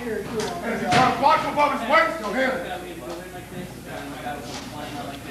Okay, now, it makes, if we do it, this guy right here, I think we should make it dummy do some pulling up on lead option. You getting on him? Not getting on anybody, Rob. No wire here. You got to get on anybody. You got to get a piece of him. You should not be able to get through there. Most of the time, George's taking the well, okay, well, whichever way. But one way or another, these 2 guys have to take. If that guy stays inside or goes, Eric, right. One time, he ran the ball. You were standing behind him watching. Get down the field and be a lead blocker. Okay, that's what makes you are allowed to go downfield. You understand that? On sprint, you 2 are allowed to go downfield. If you slow down, he'll slow down, and then he doesn't know, he's trying to make a decision. If you accelerate on the corner and knock people down, that makes his choice easier. Okay, run and break containment, okay? And make sure that was a good job throwing the ball all the way back there, okay? But once you make up your mind to do something, do it. You get your shoulders turned throwing, you get your shoulders working up the field. Either way is fine, but do one or the other. Run your butt off. Just run as hard and as fast as you can. Don't try to pull any magic. Don't try to make any quicker. Boom! Bang it and go. Turn to your target. If he's up and hit him, it's not touching. Where your shoulders on top. Go, defense got to start first series, guys. Get the ball. Don't let it score. Spray the liquid in you guys. Spray that liquid. Guys, we have to get up. Once we get our hands on the ball, we got to score again. Can't let them score, man. Don't let them back in the game. Come on, fellas. Nice, man. Do it. Screw this. It's in the power of our game. This is state championship. 12 teams get the shot at it. 6 take it home. We're going to carry you home today, boys. You're going to be one of those 6. is so about. You guys gotta go in there with the attitude, though, that we're down by 17 points. You come out like a kid. Everybody's gotta bring it up. Don't wait for the guy next to you to do it.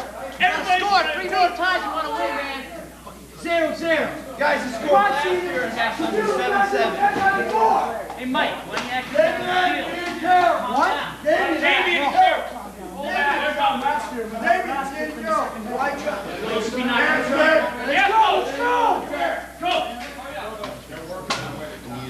You're all mine, and I have always kept a very important place in my heart for you. There have been times that I wanted to kill you. There have been times that I wished I could get rid of every single one of you. But then there have been more times every day that you have shown me something special, something important about you. And over the last 3 or 4 weeks, guys, I have come to know you better than I've known you in all the years that you've played for me.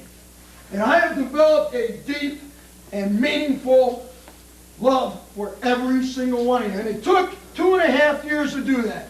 But I have only one thing that I have not been able to do. Okay, you put me and Coach Akula and hand football back on the map. You have won 26 football games, or 7 or whatever it is. But you know what? As a football coach, I have never been able to make you play your best game. That is the one burning disappointment in my life as a football coach. That with your potential and your skill and your ability, that I've never been able to get you to play at 100% level every down. Every down. And I'm going to ask you one more time to do one thing for me. I want you to put yourselves in a place that 5, 10 years from now when they come back, that it'll be you speaking to them. That you will have that meaning. And the only way you're going to do it, guys, is to show me this. That for 24 minutes more, you are willing to do everything in your power. And I mean, I don't care if there's not one iota of energy left in you, that you will spill it on that field. For this program, for this community, for the tradition that is Hand High School. Last 24 minutes be the best 24 minutes of your life. Walk off this field today with your heads higher than they've ever been, with pride in your heart that you finally did it. That finally you all found something inside you that would make you play with the fire and the heart and the desire and the pride that is characteristic of this program. Let this be the greatest experience we've ever had. My first seniors, the ones that are mine. I am so proud of you. But do not let me leave this field today saying to myself that in 3 years I can never get them to play a full game. That I can never get them to give every ounce they had on a football field. Don't do it to yourselves, and don't do it to me. Now get going. Let's go. Stick around. Stick around.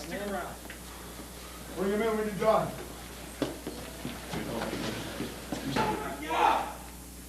Bring it up. Go.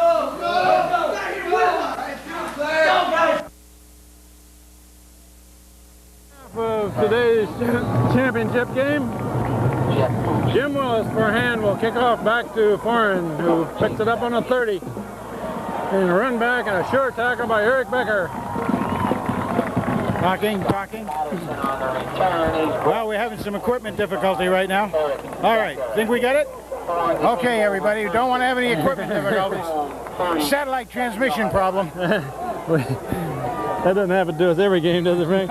Not every game. So that coverage on that kick was very good. Eric Becker made the tackle just outside the 37. Outstanding. Foran will run to the left on the first play. And a lot of black shirts after him over there, and he's only going to gain a yard. There's a flag in late. That may be something like a face mask. Yeah, probably. There's nothing else that it could be that I can... There's no blockers there to make an illegal block. No. Well, we did have somebody hooked a face mask on that tackle. 22 black. Oh. That won't make Eric feel real well. However, he has 100+ yards in the first half, so that just takes, maybe neutralizes a couple of them. A pair of prescription glasses will... So that would take him over 1,400 yards in 1994 also, right? That's right. As a matter of fact, yeah, we had Eric unofficially for about 104 yards. Mark Gumkowski had over 60. So pretty good offense for Hand. So Foran down to the 47, and there's another flag. We're getting them every play in the second half, and except that one is in a position it might go the other way. Down by Mike Salmani. Flag on the play. It's my man Mike. 2 men in motion on white. Okay. So that was an illegal motion by Foran. So penalty against Foran on the second play. Mike Salmani makes the tackle on that run. We're early in the third quarter. Hand is leading Foran of Milford 17-7 in this Class M state championship game of 1994. All right, just as we're in this position right now, like I said, we had over 100 for Eric in the first half of play. Turton didn't get many carries, doing a lot of blocking. Gumkowski 67, Carroll had 3 yards. You're right, Frank. Dan Carroll and Damian Turton, neither one of them carried the ball much. And there's a tackle in the backfield. That's my man. Excellent tackle by Tom Malik, who shot the gap from middle linebacker. That's my man, Tommy Malik. Oh, what a job that was. That was going to be a sweep to the right, but Tom Malik messed it up deep. A little bit more, and he might have taken a handoff too, Kent. Loss on the play brings the ball. A little more offensive statistics. Hand attempted 9 passes and completed 4 and 20 during the first half. That pushes Foran back to a 2nd and 22 at the 42-yard line. And a delay and a run there, and that one is stuffed by 76, Mike Anderson. Mikey likes it. Mikey likes it. Mike Anderson for another loss. This is kind of the wrong direction, I'm sure, as far as the coach and the other team is thinking. Maybe the coach at halftime, Frank, said you've got a 10-point lead, don't give them anything in the second half. That's right. The best place to stop them isn't on the 10-yard line, is backing them up 10 yards. Third down now and 24. And they're looking to throw. Looking to throw, only thing you can do. There's a pretty long pass, complete pass. He's going to be about 3 yards short of a first down, but a long play for Foran down to the 40. Andy Drennan was able to get his hand on him and pull him down. He's brought down by Damian Turton. Nice pass, though. That hole in the zone was there that it was quarterback able to take advantage of. They gained 20 yards on that play, but it'll bring up 4th and almost 4. They are passing people, aren't they, huh? Woo. And they're across midfield. They may use 2 downs if they need them here. And the quarterback breaks through. One tackle is missed. Breaks a tackle from Andy Drennan, and the quarterback going all the way down the sideline. First down, down near the 16. A long play for Foran. Eric Hamill and Bobby Duggan doing the last to get him down, but you're right. That was a play that shouldn't have happened that way, because Hand had everybody well covered. Sheets made a nice decision to take it down and run with it, but Hand should have had that. On this series of downs for Foran, we've seen 2 great defensive plays and 2 that weren't so great. Yeah, you're going to see a quick strike try to take place here as far as Foran. Sweep to the left, and Bob Duggan has got the man pinned in over there. Short gain. Run, knocked out of bounds. Bob Duggan did not let the man outside him. Yeah, his job again is contain out there, and he kept the contain, and the man kept trying to get around him. Bobby able to ride him outside. Gained about 3 yards on that sweep to the left. We have 9 minutes left in the third quarter. Hand ahead, 17-7. 2nd and 7 for the Lions. There's a misdirection back to the other side, and that one's cut down. Art Romano. Didn't see who made the initial contact, but Mike Anderson. Mike Anderson was on top of it. Rob Mason was right there. That was a play with our hand lineman stayed pretty much at home, waiting for something to come like that on a semi-misdirection play. We've seen Foran in previous years, and that's one of their favorite standby plays. Everybody flows one way and they give it to a runner cutting back the other, and now throw it near the end zone, complete pass, touchdown Foran. They're right back in the ball game. Well, they have the ability, there's no question about it, to be quick strike with their passing game. So completed pass at about the 2, and the man carries it in. Chris Frey was making an awful hard push to maybe come in and get the quarterback, but the quarterback had enough time to get it away. That narrows the gap to 4 points with a conversion try coming.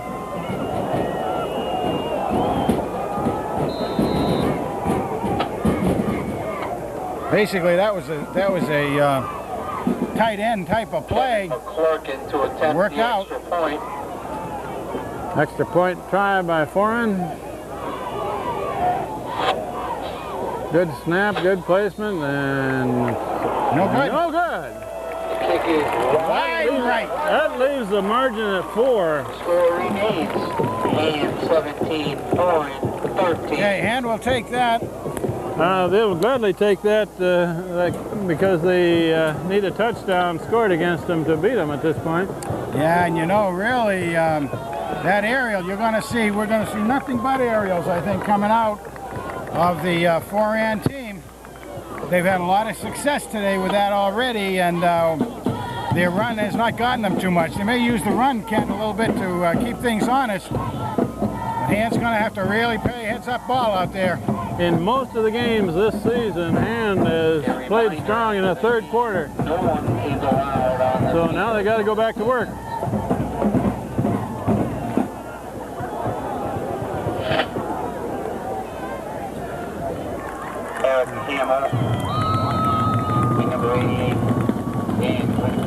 Foran kicks off, and it's a short high kick, and it's going to be caught by Tom Malik at about the 25, and he's going to take it up to about the 29, where Hand will start. Tommy's not used to handling that ball very often out there, but did a nice job. He waited for it. It came right to him, and he just started upfield, get 4 or 5 yards back on that thing. So just short of the 30-yard line, Hand with a possession here. Pitch this time to Hamill, swinging to the left, makes a cutback up near the 35. Nothing mysterious about that play, Ken. About a 5-yard gain for Eric Hamill on first down. Well, let's see how Hand's offense came out of the locker room at halftime here. We knew it went in, looking pretty good. Let's see how they do now. See if they use that rollout like effectively like they did. But there's Damian Turton, and Turton. Nope. No, that's not Turton. That's Carroll. Dan Carroll carried the ball. Number 32, Dan Carroll. First down. Good run. Well, like we said, we hadn't seen nothing much but blocking out of Turton and Carroll in the first half, but there's a nice play right there. He covered that ball up beautifully coming through there, too. So Dan Carroll brings it to midfield, first down Hand.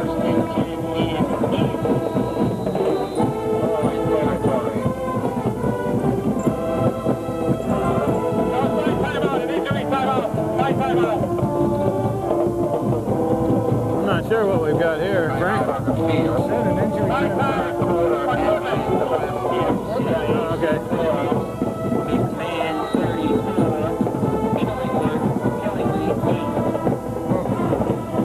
That was just a momentary stoppage of play while somebody adjusted the chin strap again. First down for Hand.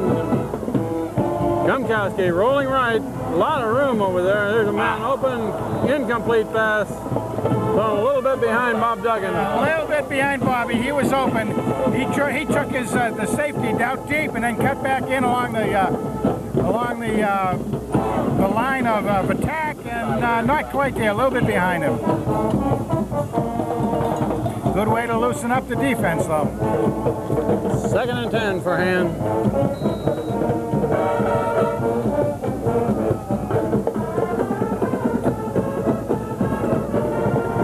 And Eric Hamill takes it to the right side. Short gain, gains about 2 or 3. Started to get some pretty good ceiling on the blocks out there, but linebackers fell in and took it wide. Not much there then. Frank, I can see, I was watching that time to see where the defense was, and they've got it stacked in the middle of the line. That's why Hand is running wide, because they're putting a lot of defensive men in tight. Gumkowski rolling left, and he's got blocking. He's brought it down. Got the corner. Gumkowski takes it down across the 20, out of bounds. Long run by Mark Gumkowski. Almost looked like a face mask, but I think there is a flag down at about the 26 there. Oh, Lord.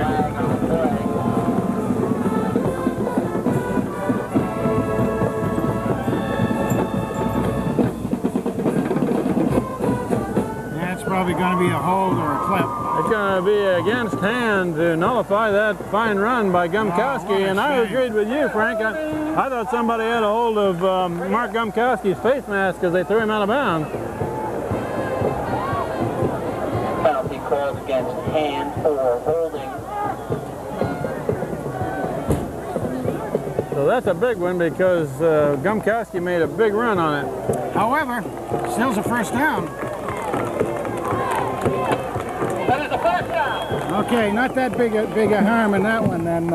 What you had is from the spot of the foul, Kent. Oh, the foul was way downfield. Yeah. For Daniel Hand, first and 10 at the Foran 37, 8-yard line. So Gumkowski pitches to Hamill coming to the near side, and gains only about 2. The near side was also the short side, and boy, they again had that fairly well stacked up on the side, and they came laterally down the line, the linebackers, to fill, and there wasn't anything really there for Eric at all. I guess they didn't give him much of a gain at all there, did they? I thought he had something on it, but they didn't give him anything. There goes Hamill. He's got a little bit this time. Well, 3 or 4 maybe. Hamill crosses the 35 down to the 34. About a 4-yard gain. We're in the middle of the third quarter, and Hand is clinging to a 17-13 lead.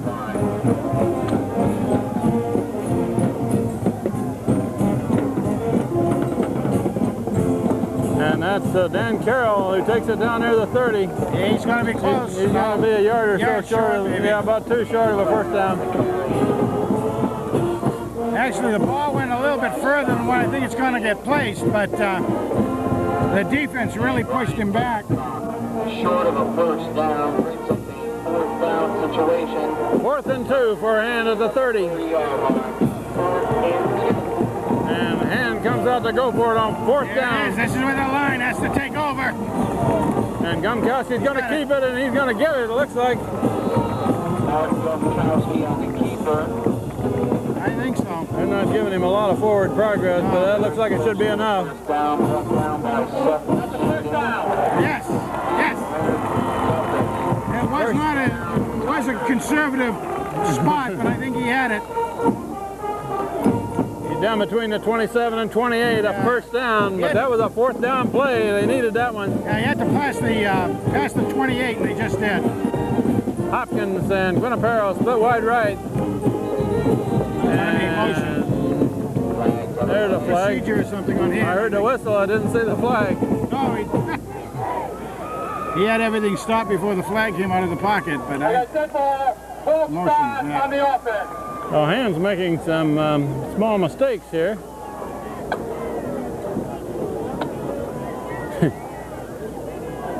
Full start on the offense. Repeat, first start now. Referee had a little trouble getting his yellow hanky back. A big tackle for Foran was standing on it. 1st and 15 for the Tigers. 1st and 15 for Hand. And it's a delay to Hamill. And he's going to get across the 30. Gain of about 4. Yeah, it doesn't get back though. It'll be second, about 11 to 12 though. Brian Taft. And came to the left side on that one, Kent, and he met some opposition real quickly, but what he did get out of there, he got by driving him back by lowering the shoulders and going straight at him. Second and 11. Second and 11 for Hand. And Gumkowski's going to roll right. He's got Andy Drennan blocking ahead of him, and he throws a complete pass. First down. The G-Man. Far sideline. Dan Guinapero makes a sliding catch. Oh, Danny, baby. The G-force in action again. Danny had two completions for counters in the first half, and plus that one that was pulled back. At the Foran 16-yard line. First down, Hand at the 16. We have 4 minutes left in the third quarter. Oh, he had to do a slide to pick that thing off. Nice job. So Hand is moving the ball once again. And Gumkowski's going to keep it again. And look at the blocking. They got it sealed up on the left side. Mark Gumkowski takes it in. Really, that almost looked like when you set up a wall on a kick return, Ken. 16-yard run, Mark Gumkowski, and the whole left side of the line sealed it off for him. Oh, they certainly do. Hey, we don't talk quite so much about the left side, only because Ian doesn't run that side too much. But that was Andy Drennan and Matt Mesa doing the chores there, boy. That was about as good a blocking scheme as I've seen in a long time. So Hand extends their lead to 10 with Jim Willis to try the conversion. Ryan Milligan, the holder. Kick is up, plenty long, good. Close to being blocked out there, but close doesn't count. Nice job. 3:44 left third quarter. Hand is now leading 24-13. At the pile, we had our good cameraman Paul Sprague down there. We're going to have a pretty darn good look at this, I think, once we get this edited together on Sunday, and that credit really has to go to good man Steve Fust, and Paul Sprague, cameraman, will be doing an awful lot of the editing chores on Sunday to bring this to everybody as we see it on Monday Night Football. And looked like a strong running team that time, and Mark Gumkowski must be around 100 yards by this time. Yeah, I've really stopped keeping stats here because I don't have a chance to really do it and analyze too, but Mark has got to be awful close to 100 yards in the game himself. Jim Willis hits another low one, a bouncer, fielded, dropped it to 30, picked up, and there's an illegal block, but the referee didn't see it. Finally brought back 48. On Mac Dolan, too. Yeah, Mac Dolan got clipped there, but... yeah, the referee looking right at it. I don't understand why he wouldn't have thrown that flag, because he had two people he could have thrown it on. Some way Mac has a way of drawing the clips, too. That's several games. He gets down there, and he's been clipped a number of times without it being called. But a good return back to the 49. Where Foran takes over with 3.5 minutes left, third quarter. Good field position. A run to the left and a good run. He's got about 5 or 6. Just did a left-hand buck play on that. Bobby Duggan bringing him down. Damian Turton's on top of that tackle. Brought down by Bob Duggan. Mikey Anderson. 5-yard gain. I get a kick out of Mike's helmet. I don't know if you happen to notice it, but Mike Anderson's helmet has absolutely no paint right on the front of it down there. You can tell where he meets people first. And the run right up the middle, a delay, and Tim Hevesy trips him up right at the line of scrimmage. Tim Hevesy was taken down on a double team out there and was flattening his belly. He reached up as the runner's going by and just yanked him down. Fell forward for a couple of yards. That'll bring up 3rd and 3 for Foran. Foran team will probably call him Mr. Scrooge out there. Ball at the 44. And they're running to the near side. And tackled and brought down. Yes! That was Guinapero who made the initial hit. John, Big G there, he got him down initially, but Mac Dolan helped out. Stopped it short of a first. Situation for the Lions. Hey, we haven't seen a pass. They must be holding something They out. gained about a half a yard on that run, just about the 44. But they're trailing by 11 points, so I'm not sure if we're going to see a punt here or not. This is where they did not punt last time. It'd be well advised to, but they're not going to. They're going to go for pay dirt again. See if Hand can put a little bit of pressure on the quarterback. They're looking to throw. Quarterback rolling. Left-handed pass, a complete pass down near the 35. Tackled by Andy Drennan, but a first down. Well, we knew that was kind of coming. They did get that one converted. The line was able to hold the pocket for the passer just long enough because Hand started to break through it. Part of it, though, was because of the fake. The quarterback actually looked right and fake before he went left. Nice move by Sheets. First down for Foran at the 36, and it's a run back to this side, and Tim Hevesy gets him across the line of scrimmage. And the Dolan out there. Tim Hevesy came off the block made on him and makes the tackle. Tim Hevesy on the stop. 5-yard gain, however. Second and a long 5. This is 32-yard line. This is a series of running plays primarily, other than that one pass, and they're mixing it up. I feel pass again. Foran motion left, and this quarterback pitches finally, and now the play is run down the sideline, and that's a long run. That was a dangerous one, but they got a first down and a big gain on it. Again, didn't get all the tackles on that by Eric Hamill was over there, and he was really the last guy.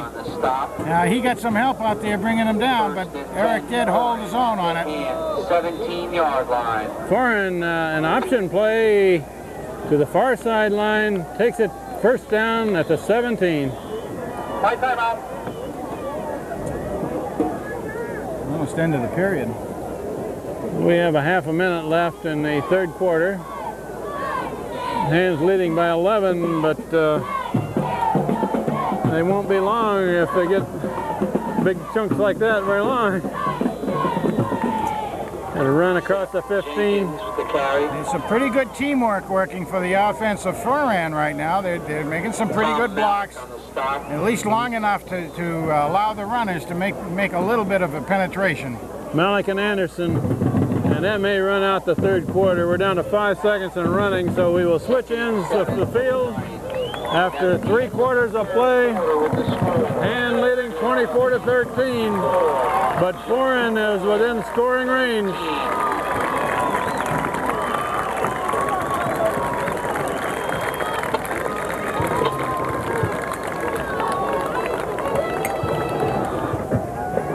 We switch into the field for the last 12 minutes of the 1994 season. 14-yard line. And Foran is moving the ball. Second down. An option play to the right, and there's a lot of blocking over there. Man goes for the end zone. Touchdown, Foran. Contain was all sealed off by the blockers for Foran that time. They didn't need to do the pitch because Hand almost knocked it down. But Hand didn't quite pick up the pitch man as readily as they needed to, Ken. So a 14-yard run, and that brings Foran back to within 1 score of Hand with a whole quarter to go. Really a trade of scores here. They did not get their extra points the last time, Frank. You think they might try to? Very well might, That's exactly what they're going to do, it looks like.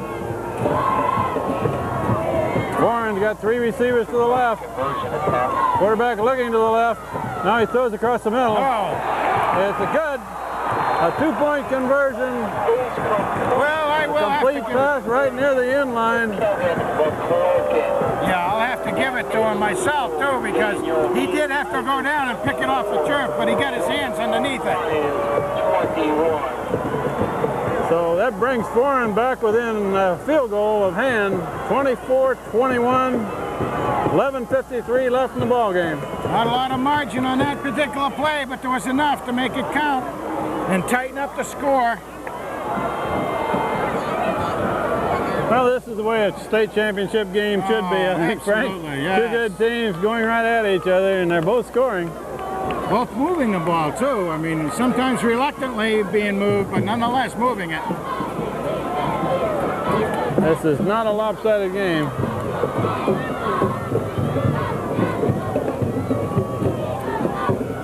Well, I wouldn't be surprised at some point to end up trying to see an onside kick, but maybe it's a little bit too early for that. They got most of a quarter left, so I would doubt to see it yet. Although Foran has been kicking the ball fairly short, kicking it low or kicking it short to try to keep it away from Guinapero and Hamill. And it rolls off of the tee. Yeah, they're willing to give up a little bit of field position to keep it out of the strong return men's hands. They know about Hamill, and Guinapero's already made 2 fine returns today.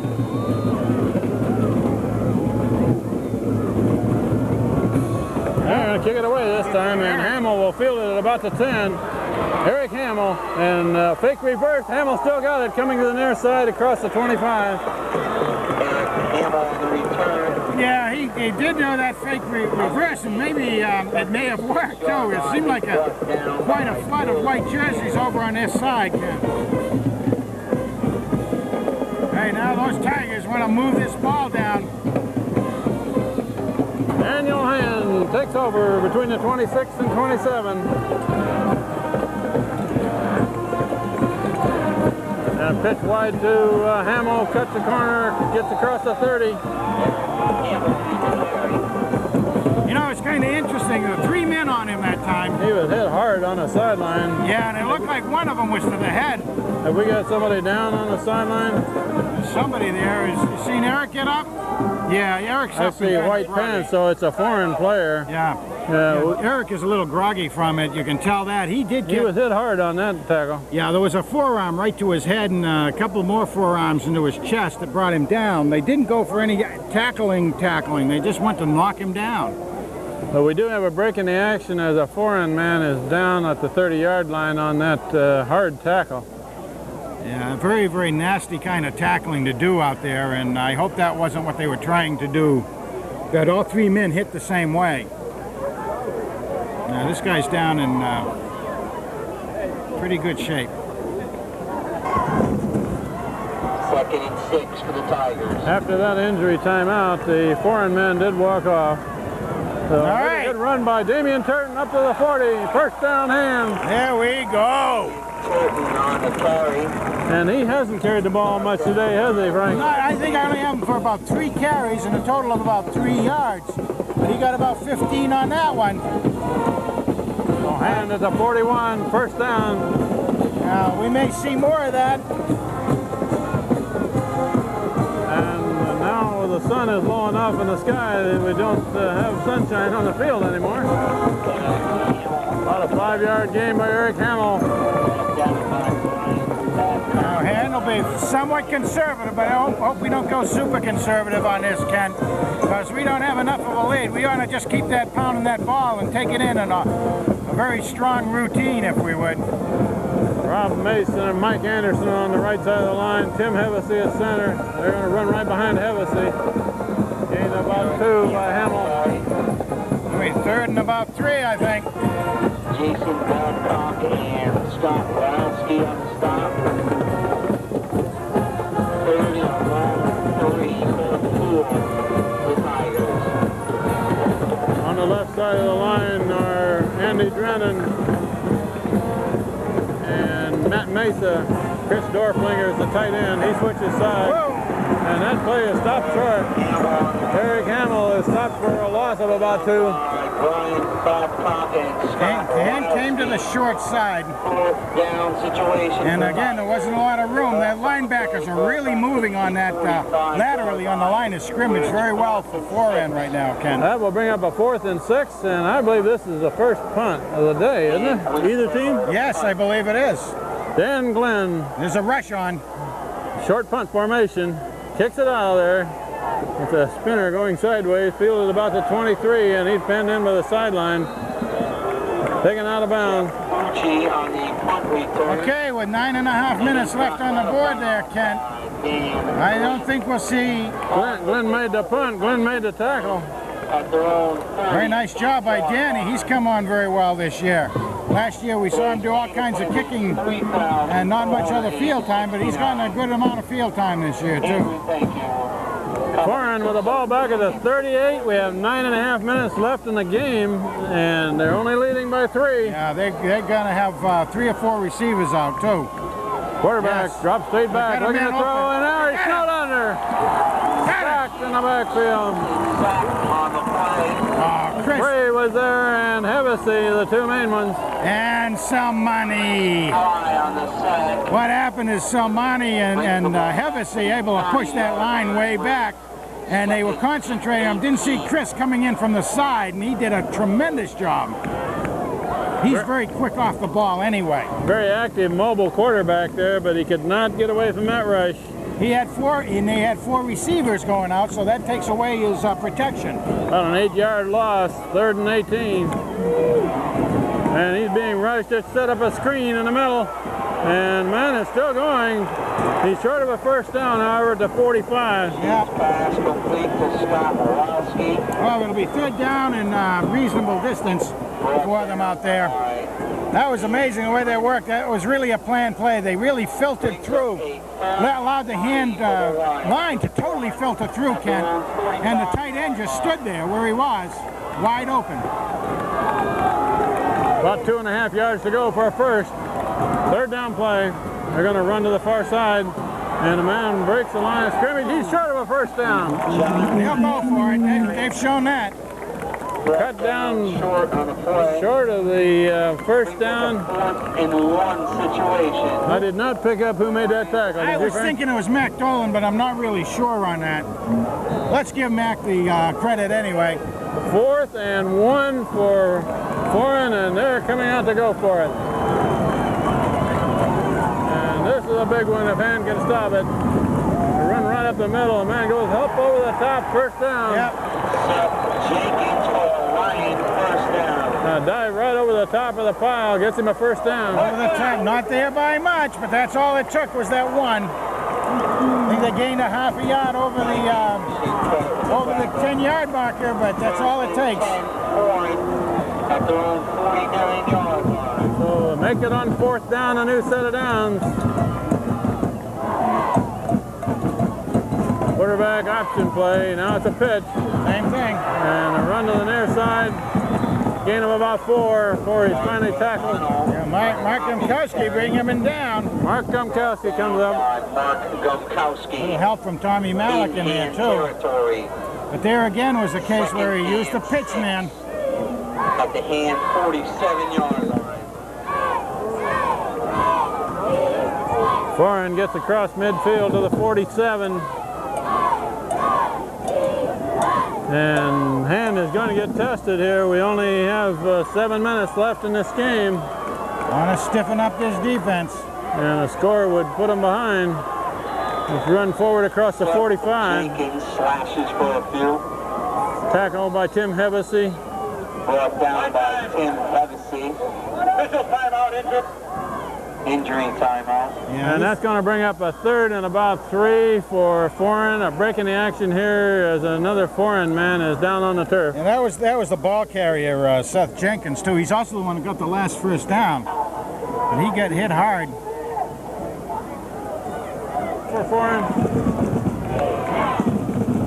And ball's down. Somebody moved early that time.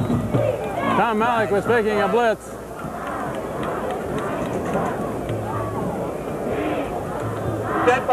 False start on the offense. Yeah, false start on Foran, so that will make it about 3rd down and 8. Tommy might have caused that too, because he was threatening blitz. I think he saw an opening there and was somebody was a little anxious to try to get over there to block the hole. That's the way it looked to me. And 49. 3rd and 8 for Foran. Quarterback still got it, looking to throw. Got a long time. Hevesy nailed him. Tim Hevesy sacks the quarterback. Tim Hevesy of that Hevesy dynasty brought him down. Oh, that was neat, Dave. You know what? Mike Anderson really helped on that. Mike Anderson was coming on, drew the attention of the quarterback. Didn't see Timmy coming on from the backside. Well, that's real teamwork for you there. Foran in punt formation with 4th and long. Hand takes a timeout before this next play. Want to try to figure out, I think, what Foran's going to do, because you can't count on them kicking the ball. On 4th down, Hand took a timeout to tuck this over because they're not sure Foran will punt. Yeah. And they have nobody drop deep. They're rushing the punt and almost get to it. However, it's a good punt and a tremendous roll. It will roll inside the 15 to about the 14. You know, Foran couldn't ask for anything more than that. Hand did put a rush on and almost got there in time. But this is really makes a long ways for Hand to go, and Foran says, hey, our defense is going to be able to hold them. Hand's offense is saying, no way, guys. This is our ball, our turn to score in this 4th period. The ball is a 19. And this last 5.5 minutes may get very interesting. This has been one exciting ball game. Run this time to the fullback. That's Damian Turton. He's still fighting for yardage. Gains about 5. 5, a little bit more maybe. I gave him about 4, I guess. Brought down by Scott Rowski. Seth Jenkins after a pickup of 5. Twice in a row they ran that same play on 1st down, Kent. Out to the 19-yard line. Now Danny Carroll comes in, so Carroll carries the play in. Mayor I formation. And it's handed off to Carroll. And Carroll's going to the left side, and he's only going to gain about a yard. The defense is not sucking on. Hand had 2 flankers, left and right, and the defense isn't going to suck on that. They know Hand will not. Very well disciplined team Hand is. They're not going to bite on a go for a pass when Hand definitely does not do that historically. 3rd and 4 for Hand. This is where they've been rolling out Gumkowski. And they're going to roll him out again, and he pitches to Hamill, and Hamill got the 1st down. Nice. Hamill on the carry, 1st down, Ham. Option play down the line of scrimmage. Gumkowski was tackled, but he got it away to Hamill. Yeah, they had one of their big men, one of the twins out there. The Babcock twins was keyed right on Eric to pick him up. I mean, not Eric, but Gummy. Nice pitch. 1st down at the 27. Hamill right up the middle. Hamill takes it to the 30. Boy, this is the time of a game you really got to hold on to that ball, because you know the other team is going to try to strip it from you.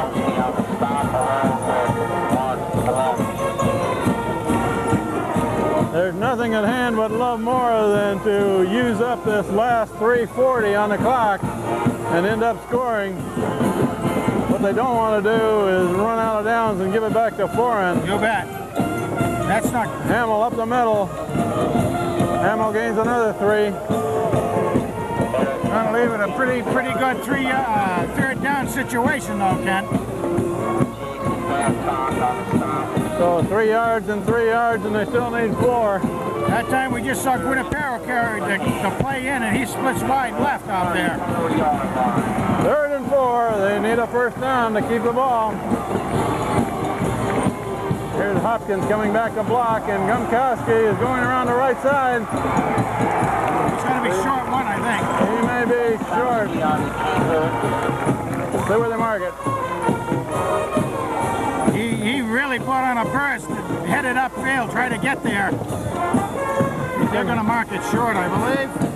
He comes back in on the field rubbing his elbow. He got a strawberry on that one. Oh, I guess so. You're going to have a little rug burn on that. They're going to mark it a yard short, so 4th down for Hand. Big call for Hand. It'd be very important if they could get the 1st down on this one. A possession, and they're going for it. Hand is going to go for it. 36. We're inside of 3 minutes. 4th down play. They're on 36. You don't see this very often. Relies on the line. They've got to take it to him. Gumkowski may keep it. I saw him in. Yes, I believe there was a Foran man offside. I think so. There was a 2nd flag thrown, however, in Hand's backfield. That ball, we got a false start. Oh! False start against hand. Wow. Situation now. This definitely be a punt. 31-yard line. And Foran will try to buck. Repeat full stop. Fourth down, now they'll kick it away. And there'll definitely be a rush on. Look at this. 10-man rush. 10-man rush for Foran up close. And it goes to a beautiful kick. Beautiful kick down to the 30. Hit him hard, guys. And now he stopped at the 39 by Mac Dolan. And then Guinapero. That was a pretty punt out of there where he really had to get it away quickly. He did, and he had to put an awful lot of muscle into that. Dan, he did. But I thought, well, I don't know. They're not calling that roughing the kicker too much anymore. But I thought that they could have on that case. At their own 3-yard line. 2:35 remaining. We have 2:35 left in this game, and Frank, how many times this year have we said this game's going to be decided whether or not the defense can stop him? Yes. Incomplete pass.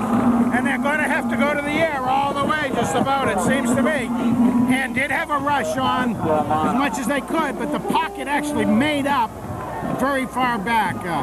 In other words, the lineman backed up, letting the hand kind of filter in a little bit, but then they stiffened. That was a good pass. The receiver had his hands on it. He did. It may have been a little bit long for him to try to pull it in, but nonetheless it was there. 2nd and 10. 2nd and 10 for Foran. Overloaded the near side this time. Three receivers out there, and somebody's after the quarterback. Finally completes it. Now the tackle is made by Andy Drennan. Oh, and a late flag comes in. That may be a late hit against hand. Oh, I hope not. Because Drennan made the tackle, and somebody had already started to come in on the receiver, and he couldn't stop. Boy, that's a big one. That's a big one.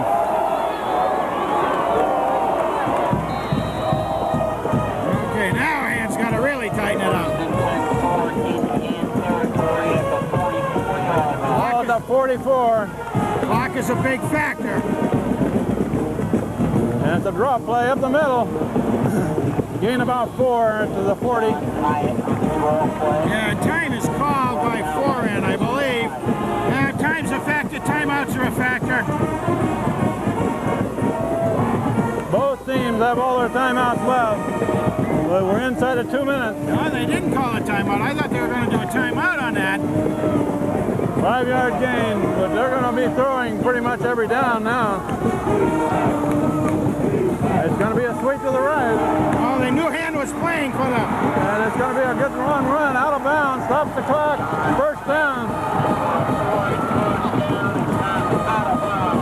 What you're seeing is that they knew Hand would be dropping back deep on coverage. And they took the man coming around and handed it off to him, took it wide. That Hyatt is fast, there's no question about that. So the ball is inside the 26. We have 1:25 on the clock. Somehow Hand has got to try to get that ball away. This game's going to be decided on this possession. And it's a draw up the middle and a gain near the 20. Well, you know what? And that's a timeout by Foran with 1:19 left. What we might be seeing here is that Foran is going to try to take it right up the middle, try to break it for a touchdown. If they don't, have it down there close enough for a field goal, Ken, and then tie it up and send it into overtime. That may be. They've got time to do it, and they've got timeouts to do it, if that's their plan. Foran has 2 more timeouts. They've got the ball down just outside the 20. 2nd and 5 coming up. And they don't want Hand to have an opportunity to get the ball back with any time left. Hand can kill the clock if they can stop them and get the ball back. So this possession is to decide the football game.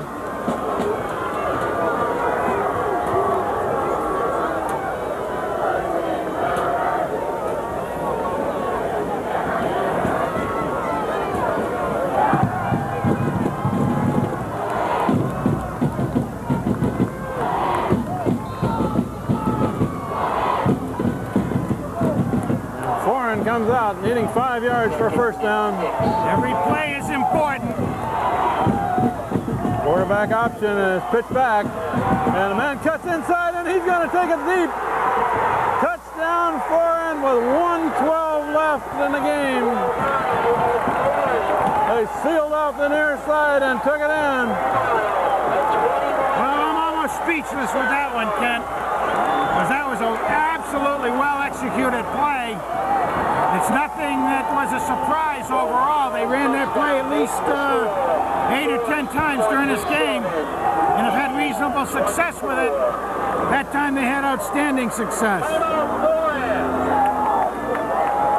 So Foran takes a timeout before the conversion. They're leading by 3. That is his second timeout. Foran has 1 timeout left. Hand has all 3, but the most important thing for Hand is there's only a minute 12 showing on the clock. Kevin McCorgan to attempt the extra point for Foran. Well, right here, if they make the extra point, it definitely makes it a touchdown that Hand has to get. If the extra point is not made, then Hand can get it down at least within field goal and have at least a little bit shorter field to hope for. The conversion try, it looks like they're lining up to go for 1. Placed down, kicked up. Good. Kicked good. All right, there's only one thing for Hand to do. They got to score a TD. There's no question it's been an outstanding ball game, Kent, but right now Hand started behind by getting behind by 1 touchdown, came ahead and was able to hold the lead most of the game. But right now when it counts, Foran is leading 28-24. Clock shows 1:12. And they have 3 timeouts, so if they could get a couple of big plays, this game isn't over yet. no, it isn't. Hand can do it. Hand actually scored earlier in this game in about a minute and 35, 40 seconds worth of playing time. So get a good, hopefully a good run back and then some good miracle type plays, and it can happen, guys. Eric Hamill and Dan Guinapero are dropped back between the 10 and the 15 to receive.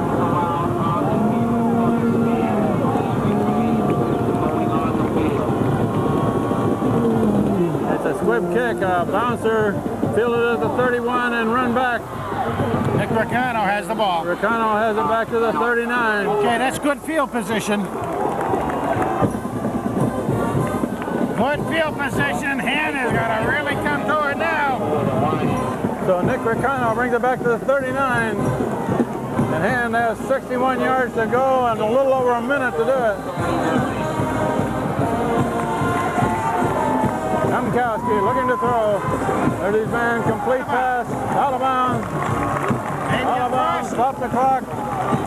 Still 1:01 showing.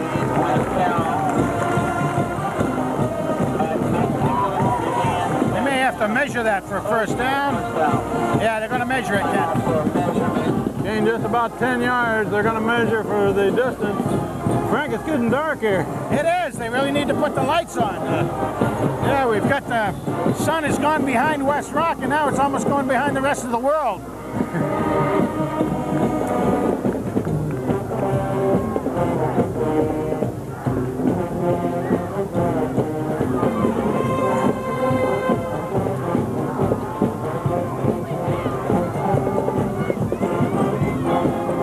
First down. Okay. First down, and Guinapero got out of bounds, stopped the clock.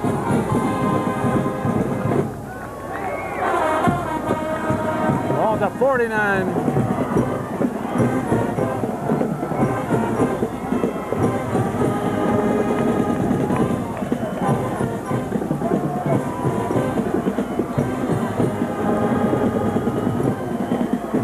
Damian Turton in at fullback, Hamill at tailback. Gumkowski's got the ball, now he's going long with it. Incomplete pass, overthrown. I was hoping to get some interference, but there was no way he was going to catch that anyway. Good coverage. Mike Parker on the coverage. 2nd and 10 from the 49. That play takes us under a minute left to go. Yeah, and you know, Danny was really not real clear out there. It looked like he was going to be the only target. But you know, we definitely know that Mark Gumkowski has the arm to get it across the other side of the field too. Gumkowski is going to roll left. Now he's throwing downfield. Intercepted by Foran on the far sideline. Brought back up the sideline. Pushed out of bounds. Well, that's going to be it right there. Unfortunately, what Mark tried to do was finesse the pass out there to Dan, and did a little bit too much, got a little too much air under the ball, and picked off. So we have 44 seconds. First and 10 at the Hand 34-yard line. And Hand has all 3 timeouts left. Interception for Foran. Once again, a reminder. Well, I'd say that Hyatt should get the MVP of the game as far as that goes. He did some outstanding offensive work. So we expect Foran to kill the ball quickly, Hand take a timeout quickly. Although we know that this is going to lead nowhere because they have enough downs, and they have more downs than Hand has timeouts. The second timeout. They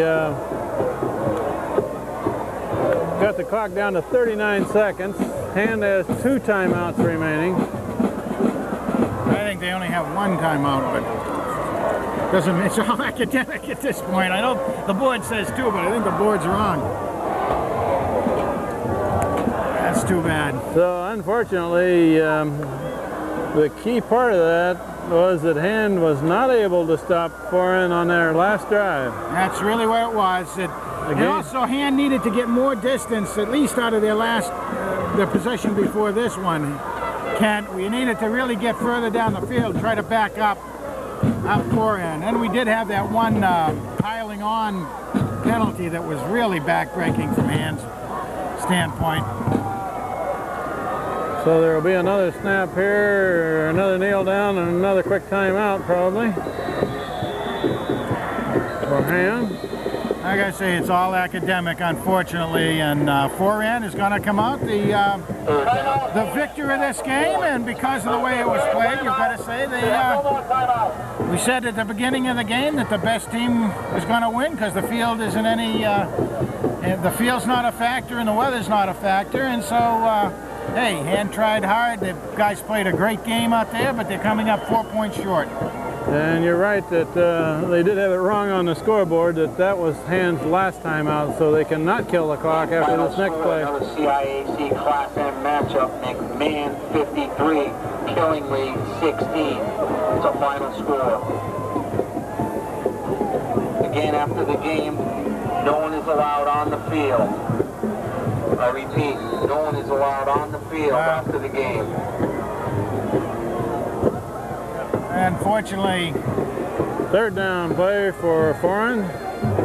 And quarterback just running back, use a little bit more time, kneel down, and the clock will run. Yeah, Hand is out of timeout. Hand is out of timeouts. I think they have to run one play. It's 4th down, so it's working out just right. I think they have to get one play off. They'll probably take a 5-yard penalty on it, let it run down to the last second. Well, Hand has had an excellent season this year, but just a little bit short in this state championship game. Their 10th trip to a state championship game. They've won it 5 times. And their final score. And that was the final score with the final score, Foran 28 and Daniel Hand 24. Yeah, we all felt that this might have been one of the years to do it again, Kent, because football game, to win or to lose. Okay, when you go to the game to win, somebody's got to win and somebody's got to lose. Okay? One thing, you know, we all have to ask ourselves, every single one of us, is did we do everything we had to do to win every single play? Did we take a play off?